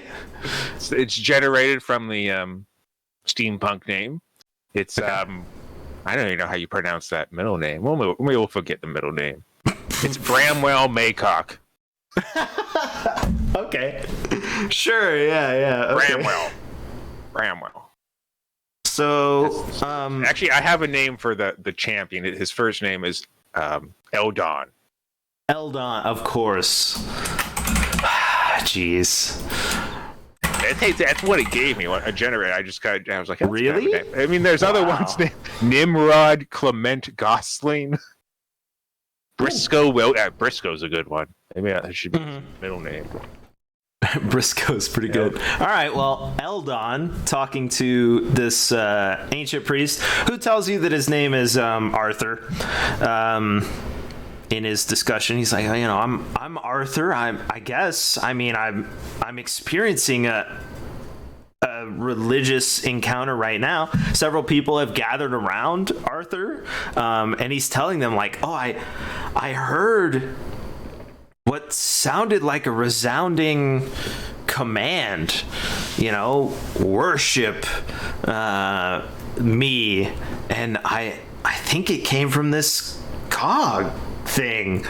I don't know why it would be this thing, but weird. It is not the cog, my friend. Do you not understand? It's just the power of the cog. The power of the cog. You hold in your hands the cog. It's what gives us life force and devotion. And as long as you have the cog in your presence, that you will be honored by its presence, and it will honor everyone in this town. So similar to these other representations of Cole Nash, whatever the Gorgon name was that I said earlier, similar to these, it is just a representation, or this cog is the cog, which it's a representation. If you come to Cogton, okay. Then you will bathe within the cog waters of Cogton and imbue your artifacts, like this one. It gives off such a holy presence. Oh. You will feel the cog. So the cog is not he or she. It is all of us. The cog requires us to make journeys to Cogton? Yes. I see. What is it required? I'm not sure that I could just up and leave. But as long as you want to be in its presence, to feel its presence, you must make the pilgrimage, as most pilgrimage, right? Yeah, the pilgrimage. Yeah, if you'll roll another presence roll. Man, I'm rolling fair rolls, by the way. He rolled super low. 18. Dang it. All right, well, Arthur is very familiar with religions. He's studied several of them.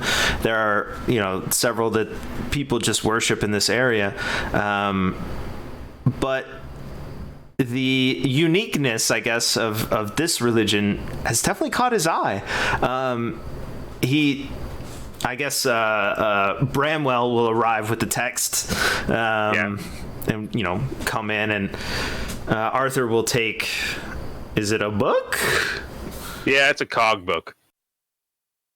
Okay, does it just have a cog in the cover, or is it shaped like a cog? Cover, yeah. Okay. No, it's in the cog cover. Imagine a book then with a we hole wouldn't be able to through the write because it's circular. We wouldn't be able to write. Yeah. No, we know, when to use rectangles and squares and stuff. We don't live in a cog. He starts to, flip through the pages. Is it? I come over. I'm like, yeah, look at this picture right here. Hey, look at that cog. Okay, great. Cog, huh? Is it kind of like indicative of your invention spirit, like the experiment with things, try and make stuff, that sort of like text, or is it like the universe gave us the cog? It's what makes man turn. It's the thinking that within the head there is a cog that turns. The wheel is a cog. We would be. Where would we be without the wheel? The cog. Mechanically. Everyone in town. The ship turns. It's how my watch works. Cog. Yeah, and we devote our life to the cog, and it rewards us with its holy presence, as the universe has created many what you would call deities, and it is one of many, and it has graced us with its presence, and more than just speaking to us, it other members we have that are able to help children see and summon. We give food to the poor. Help children see. For 3 seconds. We transport the people around in our ships. We just ask for your humble devotion and just to help the other coggers out in towns, and any new inventions you may come across that may help anyone that we can use. Inventions. I don't know if you're the scientific, if you like, science. No, we're kind of pro-science over in the Cog Town. It seems cutting edge, I guess, revolutionary even. He seems to be agreeing like pretty fervently, especially with your grand explanations. Have you ever heard of Mother Teresa? No, Fantastic. I don't know her. Is that your mother, great. Or okay? No, she was just not a good. Anyways, that's good because we're not like that. If you want pain medication, we'll give it to you. Right. You're dying. I don't. We have a steampunk machine. We can hook you up to the Cogton 5000. So the Heal cog you. has given you healing items and knowledge. And it's given us extra life and anti-aging and more than you could throw a cog at. I definitely could not throw this cog. No. Yeah. Well, we have smaller cogs that you can pass out among the children. Okay. Some of our greatest, as I say, children is some of our greatest, members have been children. You know, we try to recruit young. Okay. I mean, that's pretty common, but I don't know, necessarily. It's we indoctrinate them. Guardians and their parents and stuff will have to make that choice, but he's again pretty welcoming to this whole spiel and stuff. He ushers you over and he gets a couple I guess it looks like people who might work there or at least volunteer in this religious hall, and they bring over a table, just sort of a nice but basic table. He gets the cog. Well, he's a little older, so he has a younger man pick up the cog and place it at the back of the table. He takes the text and puts it in front of the cog and lays it flat. There are a couple people milling around, just maybe flipping through it, looking over their shoulders, sort of discussing it. He says, we've heard of the coggers, but I've never been involved with any cogger related items or anything. It's a wonderful option. It sounds like you have a lot of power from the cog spirit. And he pulls out a map and rolls it flat, and he's like, where exactly is Cogton? Crossing the Belgium. Right, yeah. It's on the map, man. Of course, yeah. So he makes note of it. I point. Okay. I put my big finger down, like a gauntlet on. Yeah. Okay. He says, "Okay, right yeah. If throw a cog on coggers." Perfect. Yeah, a little cog. Yeah, like a size of a quarter or something. Okay. Amazing. Like money. Here's some cogs for when you come to coggers to pay your fee to cog. He takes these are the cogs we use. Assorted size cogs and stuff, and lays them out next to the religious text. Make sure you don't put all the cogs. It's money. Actually, this is actually money. I mean, I know it's kind of we hand these out, but it's also actually money in cogs. You don't use the sphere everyone else uses? No, we use that. We just have our own. Oh, okay. So it's like tokens. Okay, it's like kind of like really tokens, okay.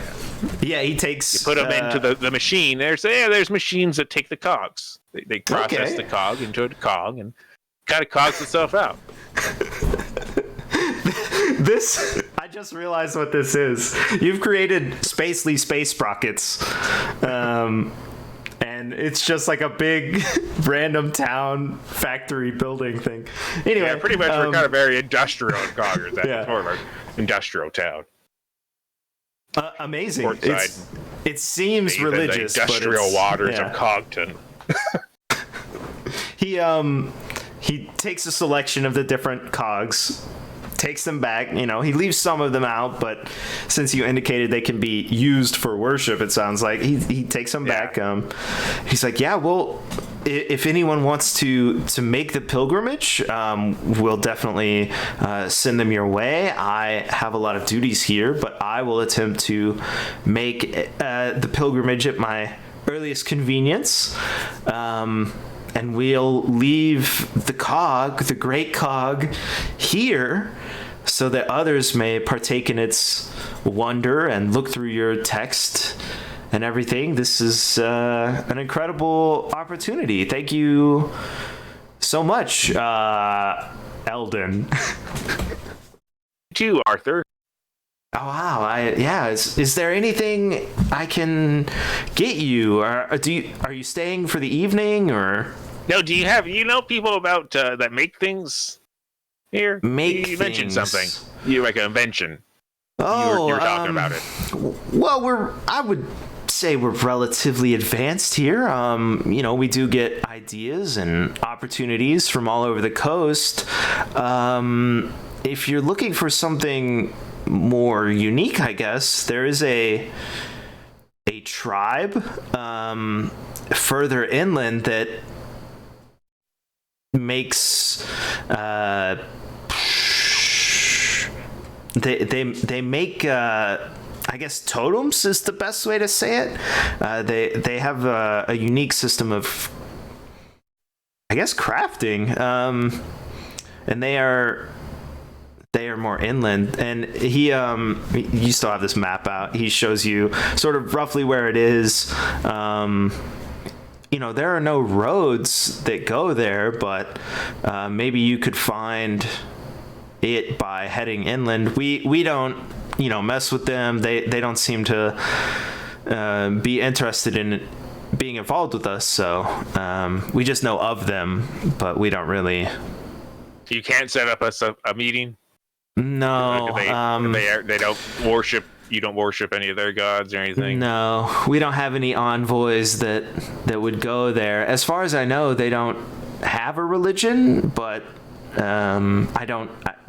not very many people have ever spoken with them or traded with them, so I'm not sure. Well, it's a job for Bramwell then. Bramwell, okay. Oh, yeah. Shakes Bramwell's hand again. He's like, yes, thank you for the opportunity, Bramwell. Eldon, this is amazing. Yeah. I'll figure out what this town is called, and then when you go to the Sigil, they'll probably be represented there too, so you'll have like this connection and ally and stuff. Just like everyone else has connections to their people that they've met in their adventures. So I'll work on that. We leave the church, I guess. Yeah. Then There's I say a to huddle. Bramwell, hey, Maycock, guess what? Got a job for you to do. Okay. Yeah. Okay. That's what Bramwell sounds like? Oh, God. Okay, well, for the cogs. God damn it, Maycock. Be a man. Wait, I just changed my voice. Anyway. Yeah. That's what he'll say. I don't know, I guess. Yeah. Okay. Are you gonna Bramwell. stay in town, or are you gonna head into the woods? I'm gonna go into the woods. Just at night? That way. Without waiting for day? You're just gonna go? The cog will protect us. Okay, perfect. I assume. Wait, is it just Bramwell? Or are you taking like Just one or two Bramwell. of them? Oh my gosh. Okay. So, like I said, it is pretty well lit because of the moons. Bramwell leaves Bramwell, he's town. got a little torch. He got a little flashlight on his head. Okay. Flashlight? Yeah, it probably uses oil and a mirror. Yeah. Flame lights up, but it's encased, right? So you're not just like catching random branches on fire. No, it's just like like a little on his in the shape of a cog. Yeah, perfect. The shadow has like the little cog spikes all the way around the circle of the light. But yeah, so he heads off into the woods. Like I said, it's kind of flat. There's a couple of hills, and travels for about an hour. Basically, no roads, just like walking. Hacking his way through. He's got a pickaxe. Okay. Might have recommended a machete, but sure, he can have like a bladed pickaxe maybe, or Yeah, I'm gonna give it to him. Pickaxe. it's like a Swiss Army pickaxe. It's got a blade on one side, and you can still pick, and it's got the. Okay, cool. So yeah, he's hacking through not super dense vegetation. It's definitely not the Amazon, right? But it's also not well traveled, especially attempting to go towards this sort of foresty area. As he travels, he's going to hear some night birds, a lot of insects, just traveling along. And then if you'll roll his brilliance. Okay. 13 plus 23 or whatever. He has 20. He has 23. So yeah, plus 3. Yeah. Okay. So 16. Yeah. He comes into, it's not a clearing. It's just a space of the forest that doesn't have as many bushes necessarily near it. And he notices that he's not hearing the insects, the birds. It's very quiet. Maybe very, very far off he hears like a boo, but it's very far away. And it seems to have grown relatively quiet all around him. Cog is with me. The cog is with me. The cog is with me. Okay, not worried. Got it. Oh, it sounds like he is worried, actually. Cog is with me. He's holding onto his cog in his hands too. Like he's got one hand with a pick, and then it's like okay, cog or something. As he like walks, cog, yeah. And he swings his lantern light to look around. It looks like one of the trees moves to the side behind another tree. He's just cogging. He's just gonna ignore that. Okay. Yeah, he just like he's like rubbing. He's got like a rosary bead cogs. Okay. He's just like whispering for the cog. The cog. Okay. He keeps walking. The animal noises don't return. He manages to again catch sight of it's not a tree because he wouldn't recognize it as a tree. He's pretty learned, whatever.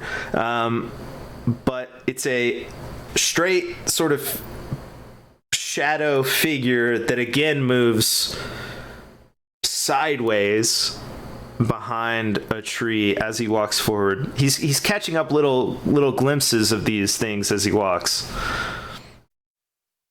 Okay. He kind of stops.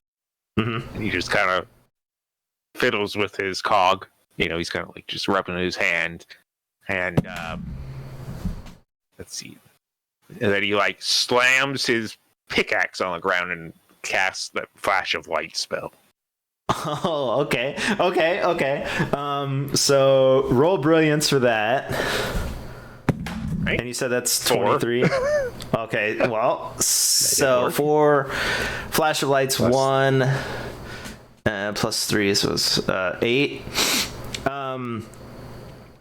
The light flashes, and all he sees in all directions are just basic trees, the grass, bushes, random stuff. No animals. There is probably like a couple of birds that fly away at the light, but they're up in the sky, so you just hear like. Okay. Yeah, he's like sigh of relief. Just kind of turns back, keep marching on his trail. Okay. Roll brilliance again. Okay, 2. Oh, all right. So even with his modifier of 5, Bram, not here. I guess feel a passing behind him after the flash of light goes away. It sort of, how nobody can actually do it, but they feel like they can sense eyes on them. He sort of feels like a passing presence behind behind him, but he doesn't see anything. Okay, yeah, he stops again. Mhm. He's like, and then he loudly shouts, or Okay. he kind of talks to himself. He first talks to himself. He's like, Elrond told me I need to. I know Elrond told me. And he stops. He slaps his axe or his axe down. He's like, the cogs, and he yells, "The cog will protect me," and that's all he says. I'll take a presence roll for that then. All right, let's see, 19. 19? My presence. Oh my gosh! Yeah, my what's your presence is 23. Oh, so you have two 23s on this character? Oh my gosh. I have two 23s on both characters, and then some. Wow, okay.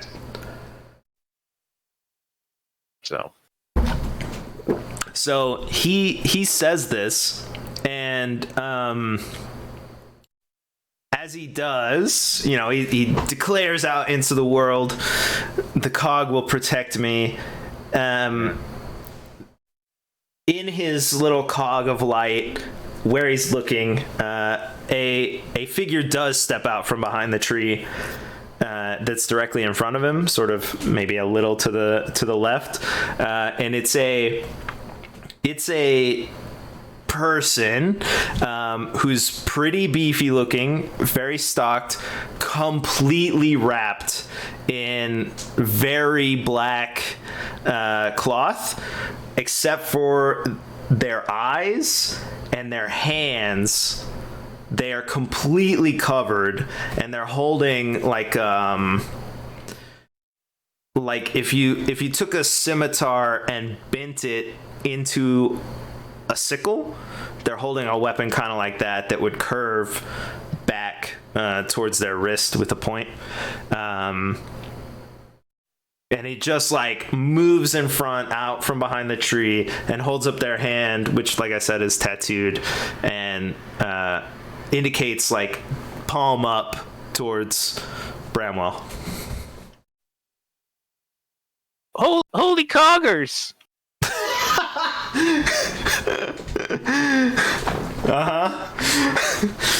And then I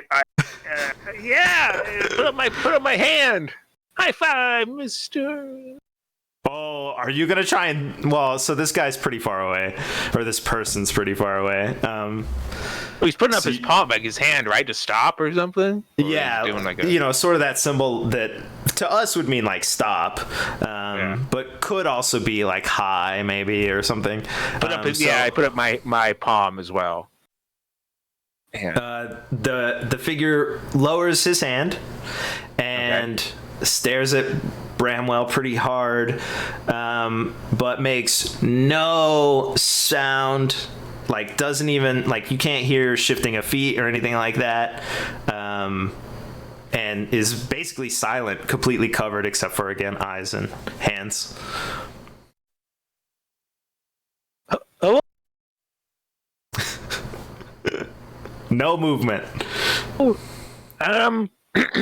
Hi, I'm from Cogton, where I'm a devote. I'm just anyways, I'm trying to find some convention around here. The figure I'll doesn't just move. be on my way. Doesn't say anything. On my way, I guess.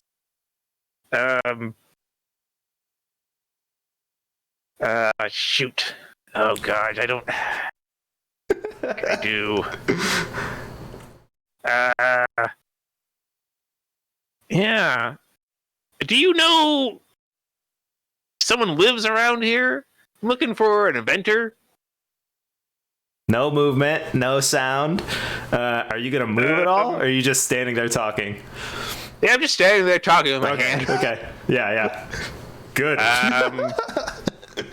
Just standing like this. Gosh, I don't think he has telepathy, because that's kind of the champion ability. Mm-hmm. What can he do? All I know of is flash of light, and yeah, he's got a flash of light, but that's not much I don't know what I can, I can just flash him, I guess. Yeah. What else can he do? He's like a disciple kind of devotee. Mm-hmm.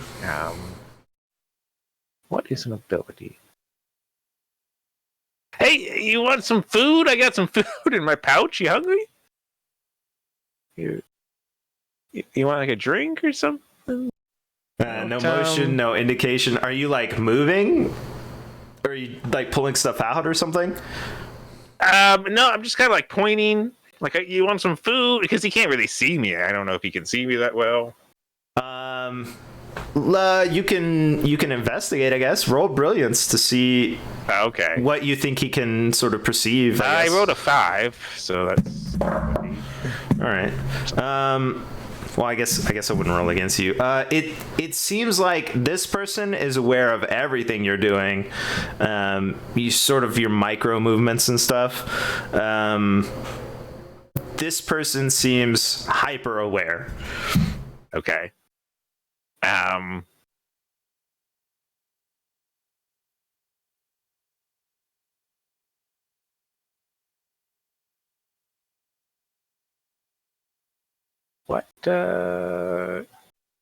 What's a good spell? He's not blind, is he? Hey, if you're blind, I can help you for about 3 seconds. You need anything? Do you need any help for about 3 seconds? I can help you with. Do you need any help? He doesn't indicate that. He doesn't move at all. He does not move. He does not move. No sound. Like a statue, but he's breathing. Okay.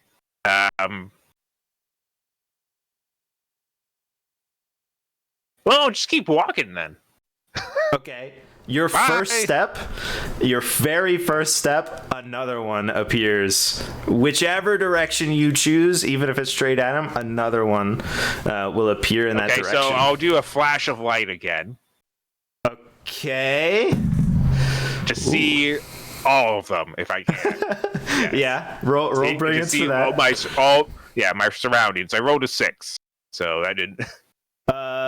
Flash of light 7. You win actually. Against this 9. There are at least 14 in a semicircle around you that you can see as you flash of light and look around. They've all sort of stepped out, all wearing this very dark cloth, all wrapped in the same way, eyes visible, nothing else. I just coggers. What? I just drop my hands. I drop, Okay. Yeah, they seem, some of them have weapons that are visible, but they're not coming at you. They're not attacking or anything like that. You did, it seems like, stop when one of them raised their hands and you raised your hand, which is funny. But yeah, they're not aggressively coming at you or anything like that. It's more like they're perceiving what you're doing. Again, hypervigilant. It seems like all of them are.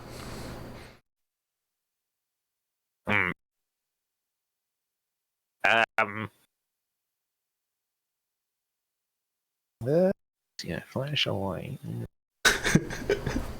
I don't think you should flash of light them again, though. No, I know. I'm trying to think of another. If I could summon food, or maybe I could persuade them, or something. Yeah. You're welcome to try anything you want. I don't. What are skills? It doesn't seem like you have any abilities that might make this turn really bad really fast. So no. I think you could try whatever. Can I negotiate with them somehow? They're not talking though. Yeah, they haven't really reacted to any of your words or anything. You could try maybe nonverbal something. Yeah.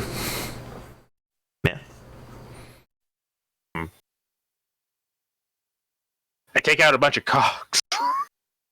Cog tokens. Okay, so pocket. Like you reach into your bag, I guess? Yeah. Or are they in your pockets? I kind of show them. and then Okay. trade some sort of trade type of gesture. As your hand goes towards wherever you keep your cogs, I like that. If they were still before, they freeze for a second, but when you don't come out with like any visible weapon, and it doesn't seem like you have necessarily any weapons readily available. Sure, you might be able to summon one, I don't actually know, but because you're so like non-violent, non-aggressive, they move back to the point where they're not incredibly still, they're just relatively still, and you pull out these cogs. One of them, the initial one, will step forward several paces, pretty close to you. I would say maybe 6 feet away from you, and look at these cogs that you have. Look back at you. Yeah, shiny, huh? Cogs. Turn. Wheel. Brain. Nice. It says, "Do not insult my intelligence." Cogs. Shiny. Nice, huh? Yes, I'm familiar. You know of coggers? I am familiar with this device, which is used in rudimentary machines in order to perform various functions. Yes. Yeah. Yeah. That's coggers, man. I see. Yeah. So you guys like trade or something? Like, what are you doing? You sell these cogs? No, we do. We have like knowledge. We worship the cog, man. Folger, focus. Roll let's see. I guess roll presence for this real quick. Okay, 11. What? Man.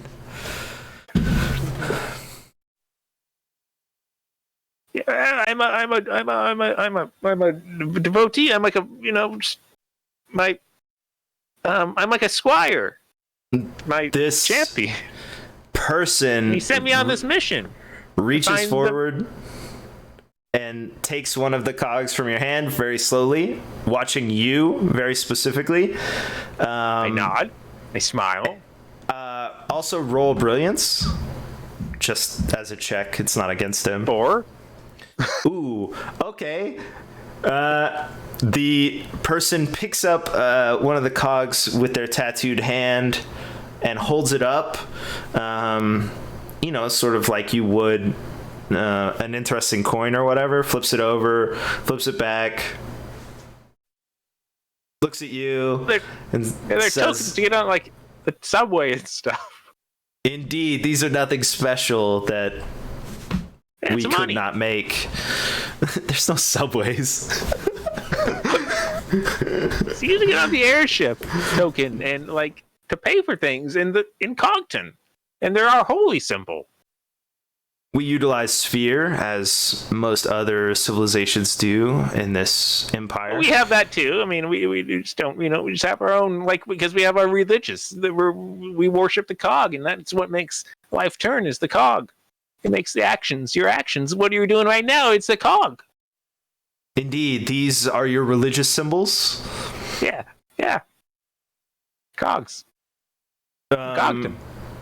Holding this cog, between index finger and thumb, this figure reaches into their sort of clothing that's wrapped around them, pulls out I guess it would be kind of like a flat disc made out of metal, and places it into your hand. It's like completely smooth all the way around and smooth across the top and bottom. Cool. These are our religious symbols. Oh. What is it? Actually, I need to figure out what their name is real quick. I have it in my notes.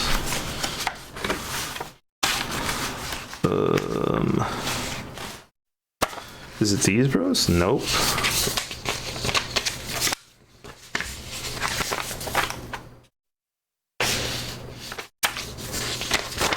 Oh, shoot.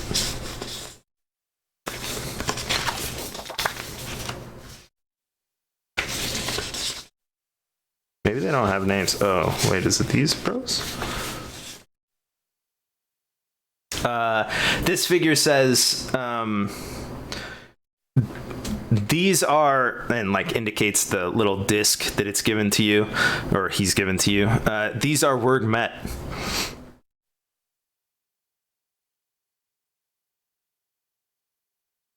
And that's just the name of what they are. The disc is called Word Met. Okay. That's cool. And is that what your god or your deity looks like? We do not worship any god. Oh. But you have a holy symbol. Yes, this is the symbol of the process. It's difficult to say in your language. Okay, I get your drift. I see where you're going. Yeah, that's cool. Like, we the great cog master, Zadok Cotton Pankhurst. Once laid out the rules that there's many other deities out there, and some could be lesser than ours, some could be greater, but the cog is the cog. Everyone uses the cog, so in theory, everyone kind of is part of the cog. Something. If you'll roll brilliance again, please. Yeah. 3. 6. Okay. This entity moves their tattooed hand over the hand of Bramwell holding the word met, and Bramwell experiences like warmth and radiance from that hand all the way through his body, and becomes aware of all the leaves in the vicinity, even in the darkness, all of the like blades of grass. There are actually birds in the trees, but they're silent right now. Bramwell experiences all of them and is aware of all of them all at the same time while the hand is over Bramwell's hand. It's like I'm at the pleasure. It's not like that. It's like the things I take when I'm at the pleasure palace. Oh, okay, yeah, sure, yeah. Gotta draw away. Then I jump back. Okay. Yeah, you jump back. The thing stays in your hand, but the experience fades because you're no longer underneath the hand of this figure. And they just move their hand back down and don't move or anything. Just look at you. I can't do that. My boss, my manager can't. Mm-hmm.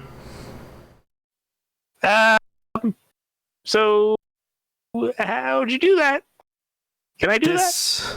This is our unique understanding of the process, as I said. What brings you to our woods? I was told there was like a inventor or something over here that's like inventing magic things. We have devices such as the one you're holding, but we do not invent. We invent sort of implies social use, which we do not allow. Oh. Okay, at that moment, can Bramwell fall to the ground and then, oh, my boss he's yelling at me. Yeah, sure. He gets a telepathy message at that moment. Telepathy message, yeah. Okay, yeah, sure. And he's like, on the ground. So yeah, this is the first time this person sort of moves in any way quickly and sort of like drops down towards you. Are you unwell?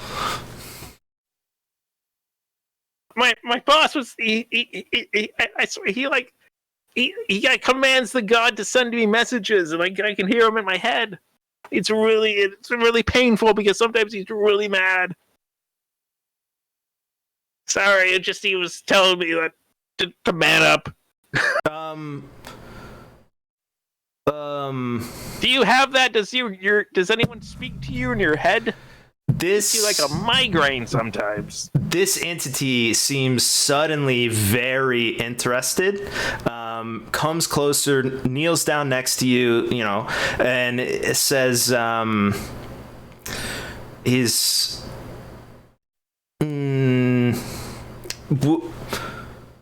would you be willing to allow us to investigate this occurrence?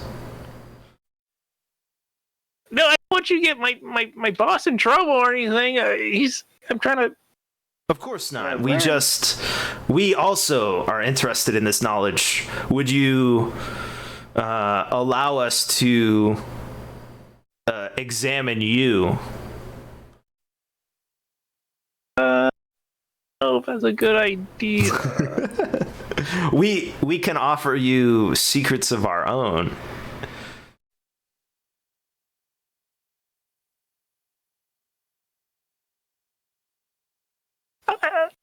I need to find this inventor guy. We can, if you would allow us to investigate. I'm on a mission. Your experience that you just had, in which you spoke to your deity, or I misspoke. It spoke to you. We would be willing to provide you with a device in equal payment. Why would you want sometimes it hurts so much, though. Why would you want? Do you have something that would take this away sometimes? Because, God, I should need like a cap or something.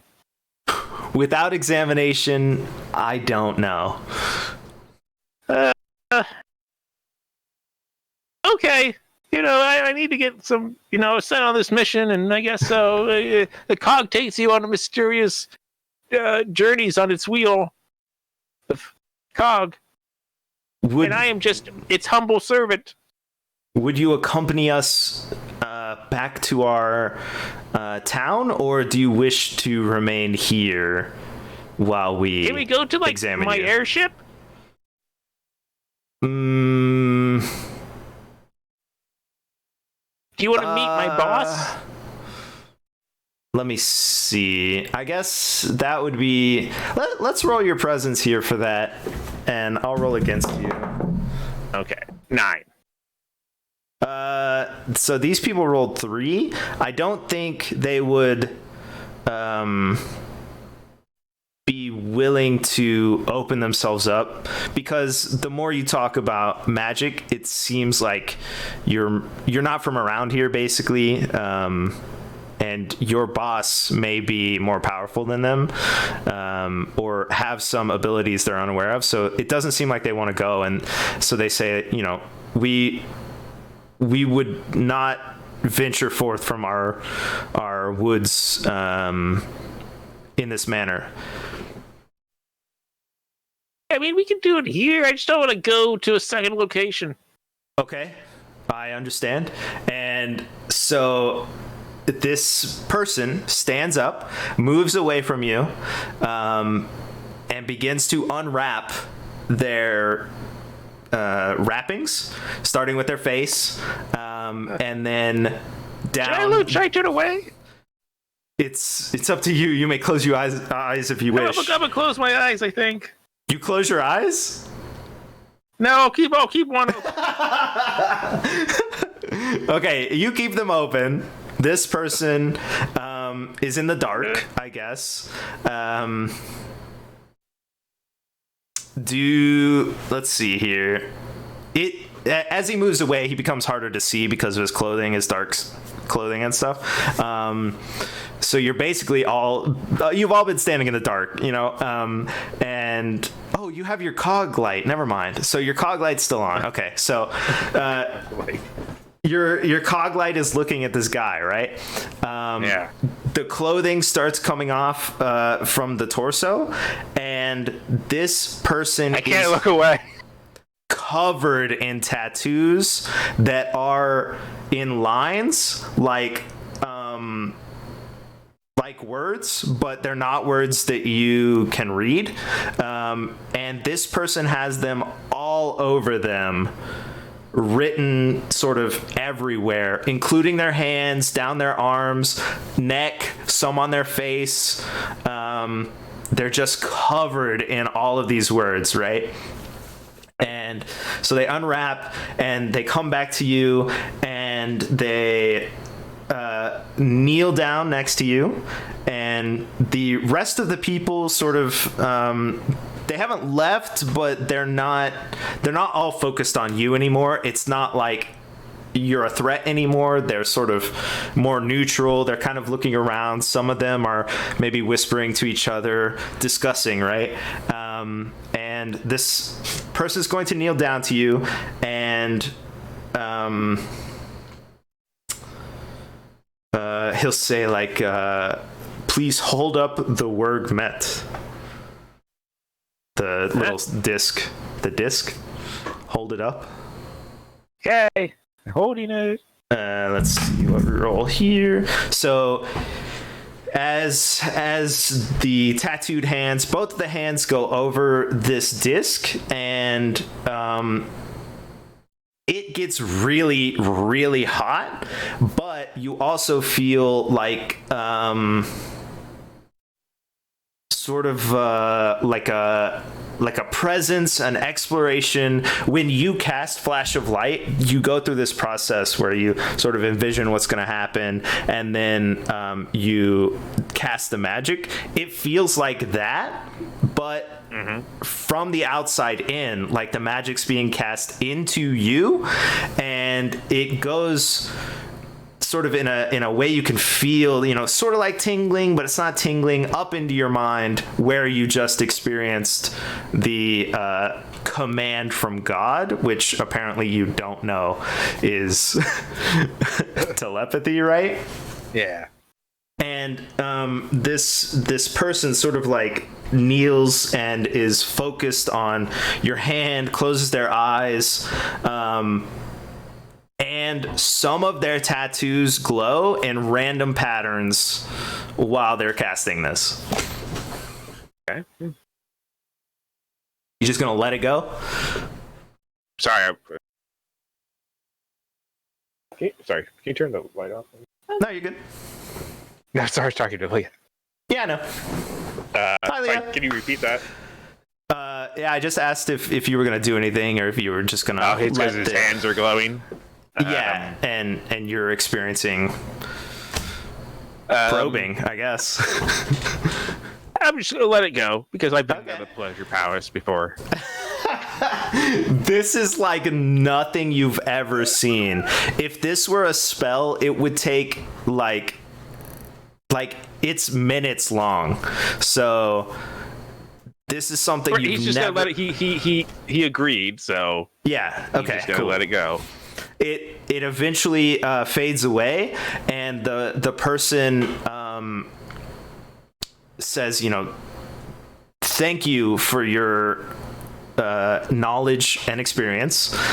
Stands up, and then calls over one of the other individuals, and that person comes over and unwraps their head, unwraps the top sort of neck area of their body. This one appears to be female. They have long hair, right? not all the way down their torso, but No. their tattoos. What? You want to get some of this pleasure powers too? I was there last week, and I don't. Why you all want to experience this? Their tattoos don't go all the way up their neck. They're actually missing. They have a bunch of bare skin, sort of right around their neck, tops of their shoulders, right? And the figure who touched you puts 3 of their fingers on this other person's skin and moves them to the side, and tattoos appear in a line of text along their skin, and then sort of stick or whatever they like appear, and then that person rewraps and moves away, and this person turns back to you and says, I am Becknail? Yeah, sure, that's a good name. I am Becknail, leader of the Word Met. What may I offer you in payment for this service? You mentioned a hat device. Would you be interested in No. the ability? No, I don't need a hat. I was just joking. I was just kidding. Would you be? What did you just get from me? We learned about your experience, your and he. Okay, roll brilliance. 6. See, I get a lot of 7, rolls. 8, 9. Okay, you still beat it because of your modifier. So, he says your experience, your religious experience, but he sort of looks away when he says it. You notice that he might not be telling the full truth.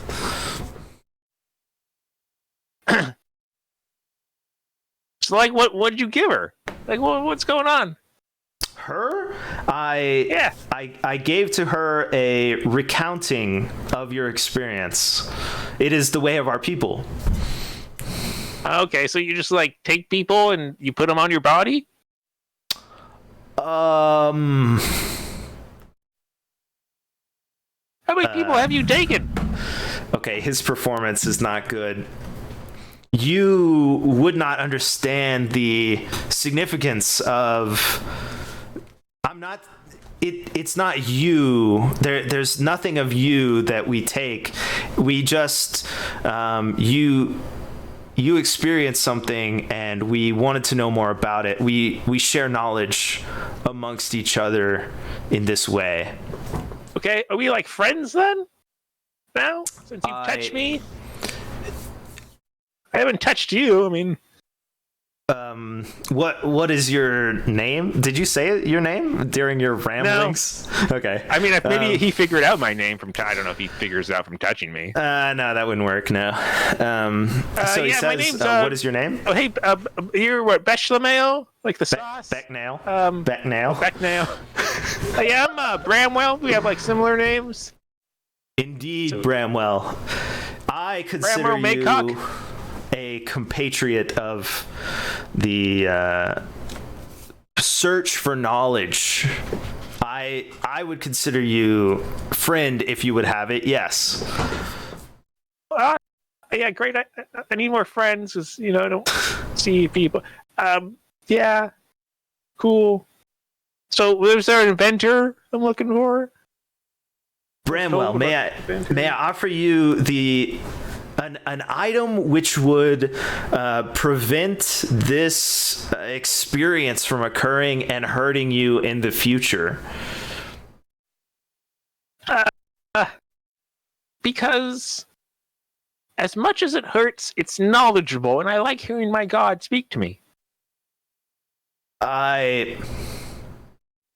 He looks to the side. Pain is knowledge. He's the leader. Bramwell, there may be more to it than just a religious occurrence with your God, a religious discussion. Would you like to know the full truth of this experience? No. Okay. My God tells me what I need to know when I need to know it. Of course. He like shakes his head. I'm just looking for some sort of magical device. I heard about a rumor. Any magical device? What do your people need? Is there anything you lack? What the heck was the rumor supposed to be? I don't even know. So yeah, the rumor was basically that there are people using magical devices in unique ways somewhere in this region, and then you wound up talking to these people. So it's pretty vague, but it's something about the way magic's used. Do you have any like magic, like a magic shop, like a store? Beyond the word met you're holding,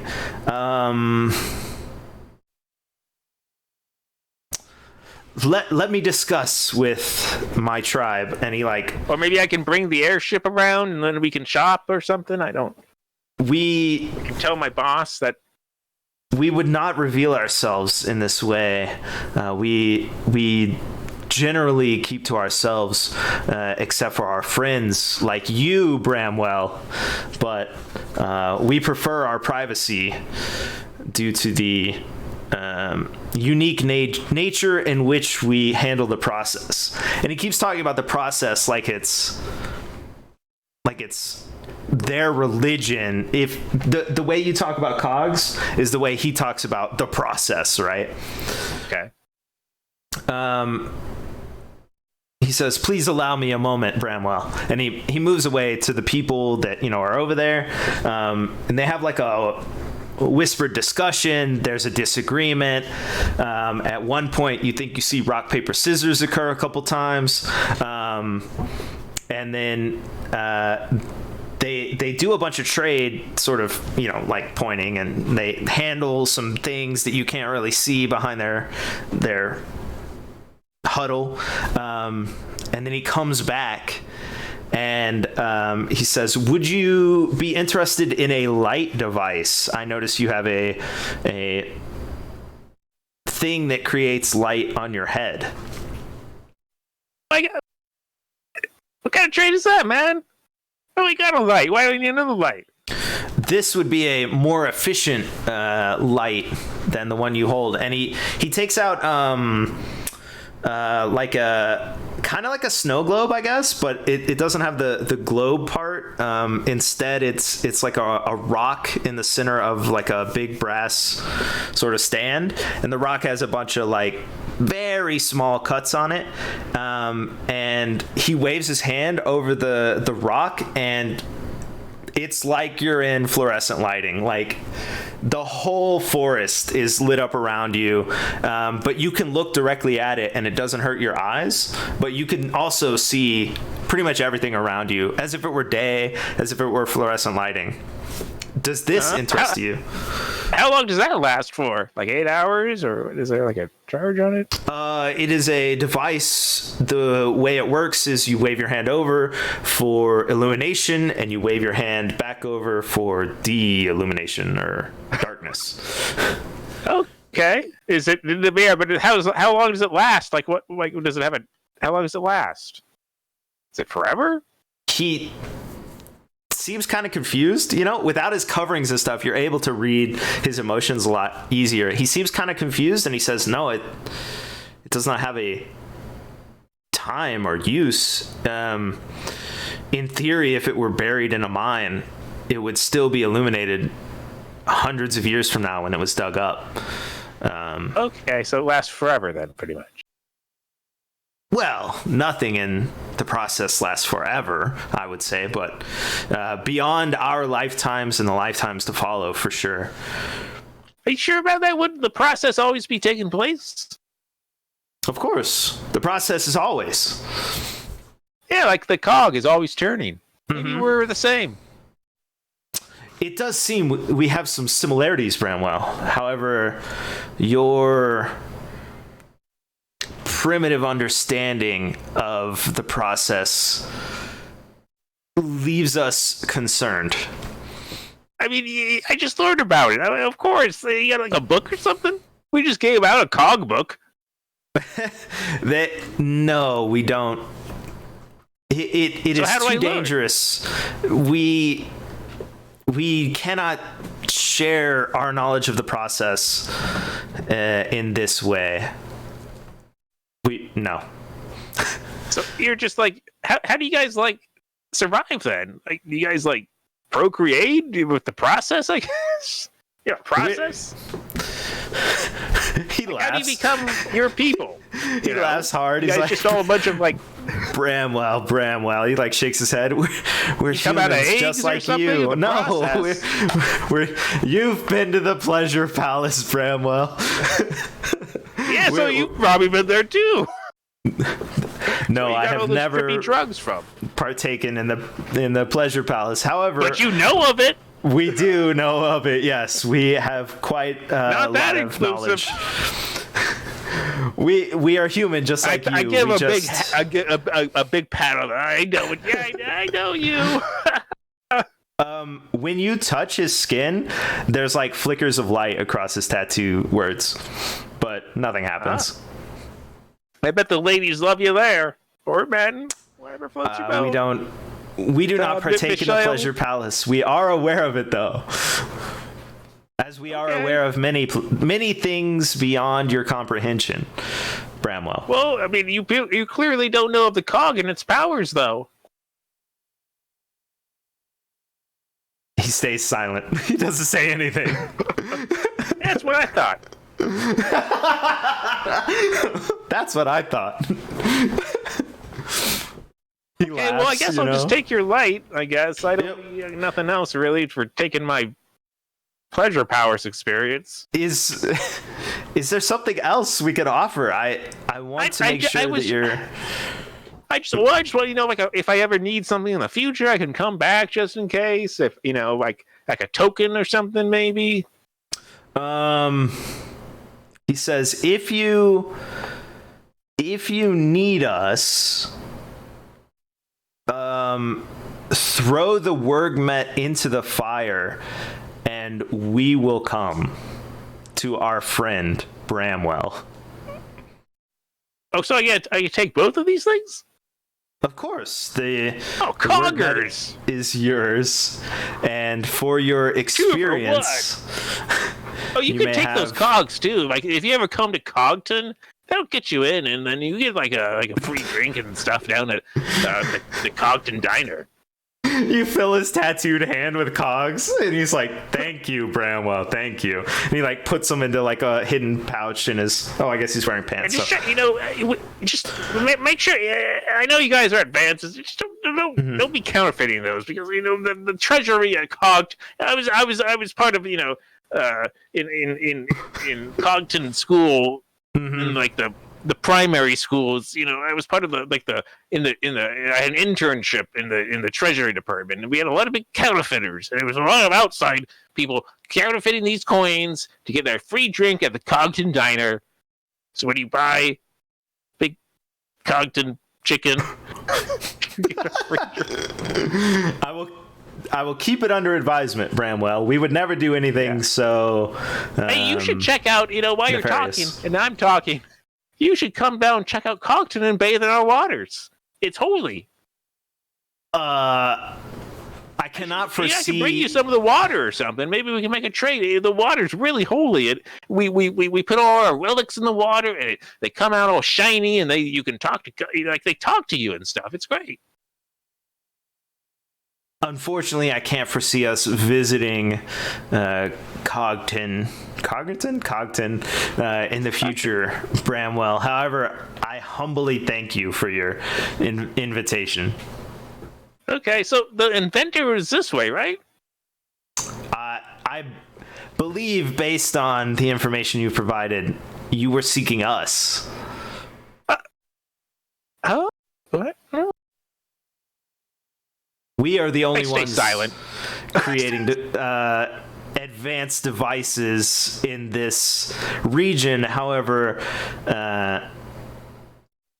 it's more the process and people's misunderstanding of it than invention, you were just as like you some said. religious fanatics like us. Thank you for your high esteem, and I believe that while I said we are similar, there are huge differences between us as well. Religions have, branches, In time, what I mean? You may come to understand the process within the conceptualization of the cog. It's true. Vice versa. He laughs again. He's like, sure, Bramwell. Sure. In time, we may come to understand the cog as you do. Yeah, I know I got a lot to learn in cog. I'm a young devotee.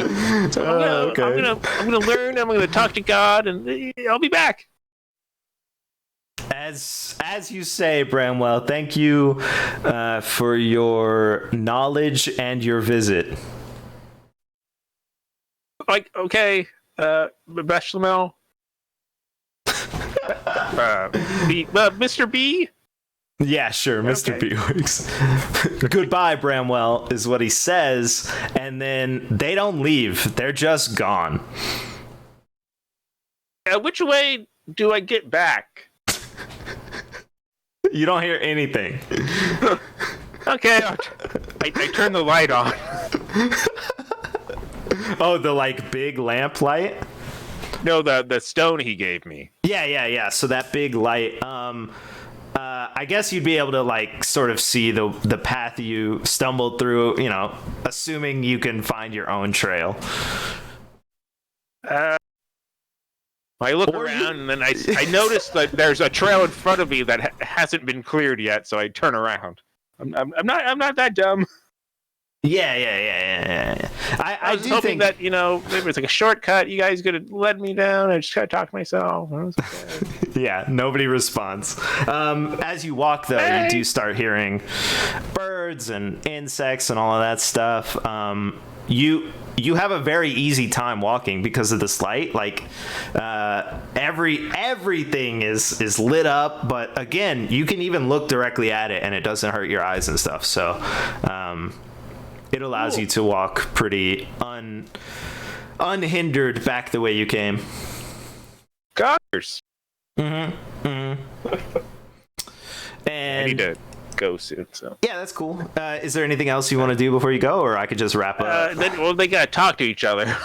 Well, yeah. So Bramwell goes back. I guess gives this thing to Eldon, the champion. Bramwell, get your ass over here. Hey. Oh God. I was in the forest. I ran into some ninjas, I think. They were covered in black. Mm-hmm. Then it got really oh gosh. What's your name? Eldon is what you told me. Eldon. His name is Mr. Wolf. Eldon. Well, his name on here, Foley. I don't know if I'll use it, but Eldon Briscoe Wolfenstein. Okay, Wolfenstein, perfect. So there was a nunchucks, and then, okay, I know you're gonna be really mad at me, but you gotta hear me out. I was at the Pleasure Palace a couple weeks ago, and okay, this was really eerily similar. They started taking off their clothes, and they were completely naked. And this guy had tattoos on him. He got I thought he was gonna do something to me, but he didn't. He was respectful. He kind of kept within his personal space. He knelt down. He was naked. It was really weird. And then wait, did he touch me? Shit. I think he touched me. And then I felt really good for a bit. And then he said thank you. I don't know. It was really. I swear to God, we didn't exchange any money. Well, actually, no, I did. I gave him tokens. Oh shoot, Bramwell. I guess it was a real thing. Okay, I'm so sorry, Mr. Orand. Yeah, but he gave me this light, the stone. I think I should keep it. I don't know. Here, I show him the stone. The one that makes light? Yeah. Okay.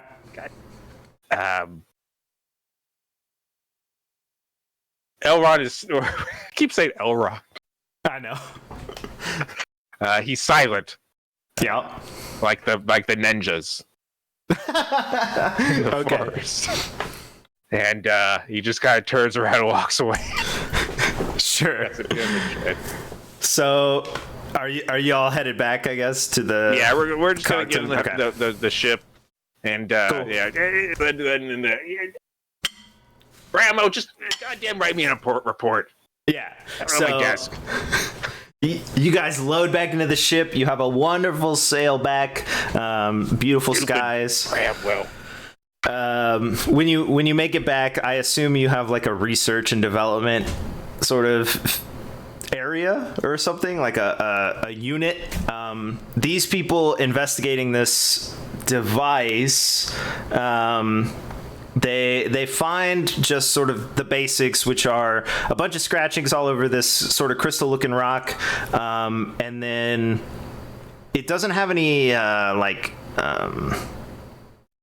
grooves or cracks or anything in the brass portion, but it does appear that there are some sort of like lines that lead from the crystal, maybe down into the base, sort of from all over it, and then through wild experimentation, you discover that not only does it make things very bright and turn things off, but if you sort of flip it over underneath, so the base is up, you can wave over and make like a field of very darkness, even in full day, that extends out maybe 30 feet in a radius, like in a circle. So you've basically got like a light and dark stone.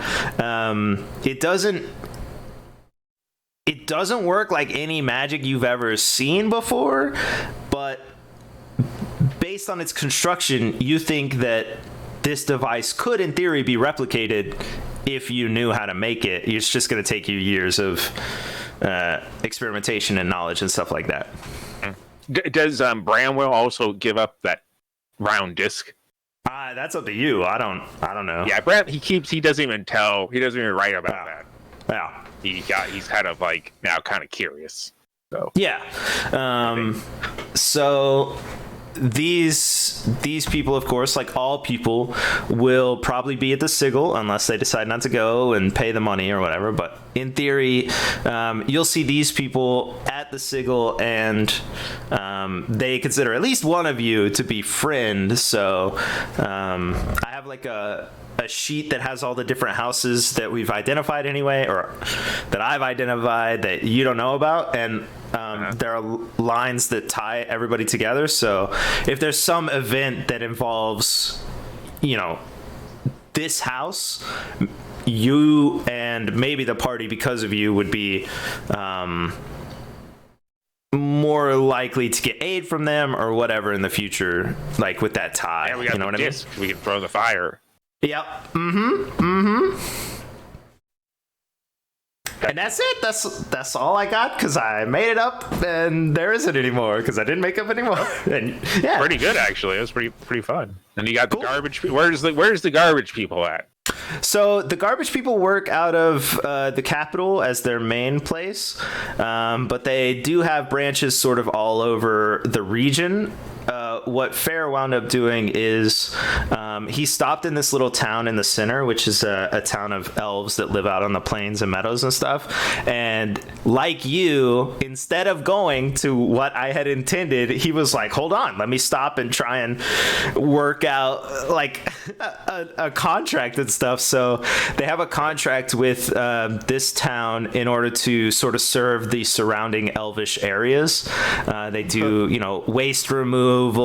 They do cleanup jobs. Maybe, like giant slimes get out and it's disgusting or whatever. Stuff like that. They do pretty much everything, but they have contracts with the elves over here. So, waste management. Yep. That's pretty fun. And then is Gob like a banana, or he's got his commune? Yeah, Gob has a commune up in the north. Just because you could go watch it if you want, I'll tell you what happened. He's got his commune, and then they have a mine, an iron mine, and a bunch of dwarvish refugees showed up at the front, and they were like, "We're taking your mine," and he was like, "You're definitely not taking the mine," and they wound up killing a ton of refugees at the front of the gate, which I was not expecting. But yeah, so they basically tried to storm the commune, and the socialists fought back, murdered a bunch of them. There was Comrade Kalashnikov, who was just like mowing people down and sort of. What's funny is he played it like they all sort of have their own thoughts on what should happen, so unless they get together and have a discussion, they all make their own choices, right? So some of them were killing these dwarves even while others were trying to give them aid and stuff, but they wound up bringing in a couple of dwarves into the commune in order to work the mines with them, because that's what they had shown up to do. They had shown up to take the mines because there was a split in their previous house. The dwarves did a bunch of stuff, and there was a split, and some of them had to leave because they disagreed, and they were like, well, we'll go get a mine and we'll form our own house. And they heard about this mine, and then it wound up a bad choice. Sounds like something I would do in RimWorld. Mining, yeah. And then people attack, and then you take some of them, and... Yeah, just like that, yeah. Yep. Cool. Yeah, I'll make notes on all this stuff, of course, and it'll go into the map. The stuff you're familiar with, other houses aren't familiar with, so you all have your own like special ties to different things, and then in the future, that plays out however it does. But it's cool that like each time I test this, and it does seem to work, and it's very basic, but it does work each time. Like the world gets more detail and stuff, and then I think I'll just do one of these for basically everyone, and there will be like 6, and then I'll be like, all right, cool, here's how the world works, here's what it looks like, big fleshed out world. Yeah, that's a pretty good job. Pretty cool. Thanks for testing it. I don't know what to do about the Discord. I thought I had fixed it, and apparently not. So I'm gonna have to experiment with that. Okay, I can always leave it if you need me to leave. I mean, it's not anything like super secret, because I don't think I had that. I think I have them written in paper in front of me actually. So I don't think it'll matter. Okay. Just try not to read the secrets, and that's it. And I'll make sure it goes away in the future. Cool. I gotta go pick up my Too Good to Go.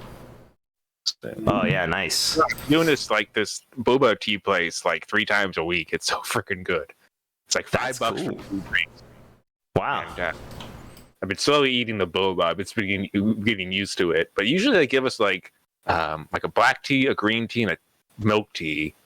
And then like last time they gave us Thai tea.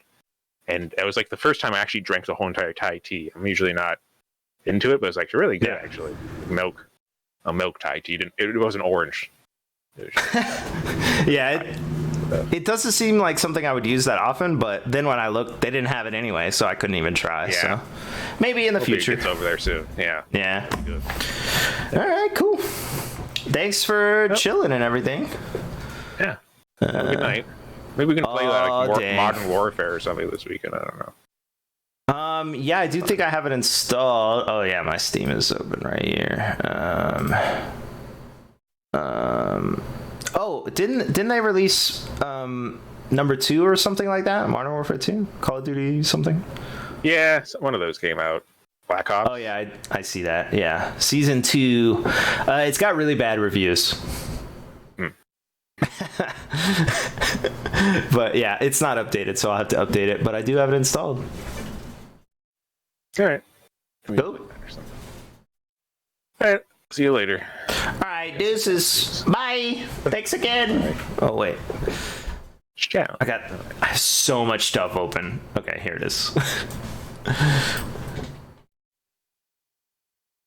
Cool. I did not have chat visible, so I didn't know you were talking. I apologize. I did not know Ewok was asking questions. Bug Spray House does make sense. It was suggested earlier. Anyway, that was a good test, I think. It seemed pretty funny. I had fun. Again, it seems like a very basic system that we could just run with really fast, roll really fast. Not a lot of stuff has to be like calculated and all that junk. Just roll against someone else. So hopefully it works out in the future. Thanks for chilling. Have a wonderful whatever. This is my second stream for the day, so I'm done. Good night. Good luck. Goodbye.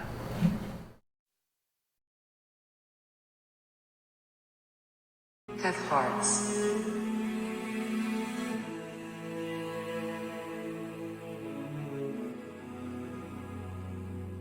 Have hearts.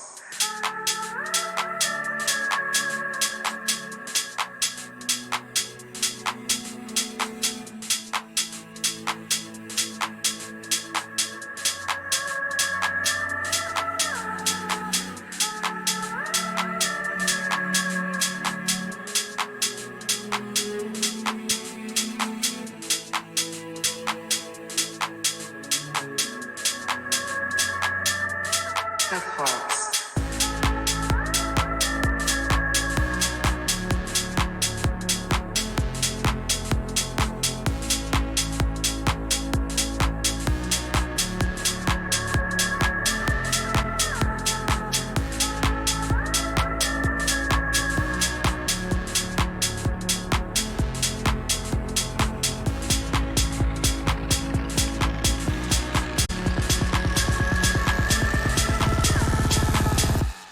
Have hearts.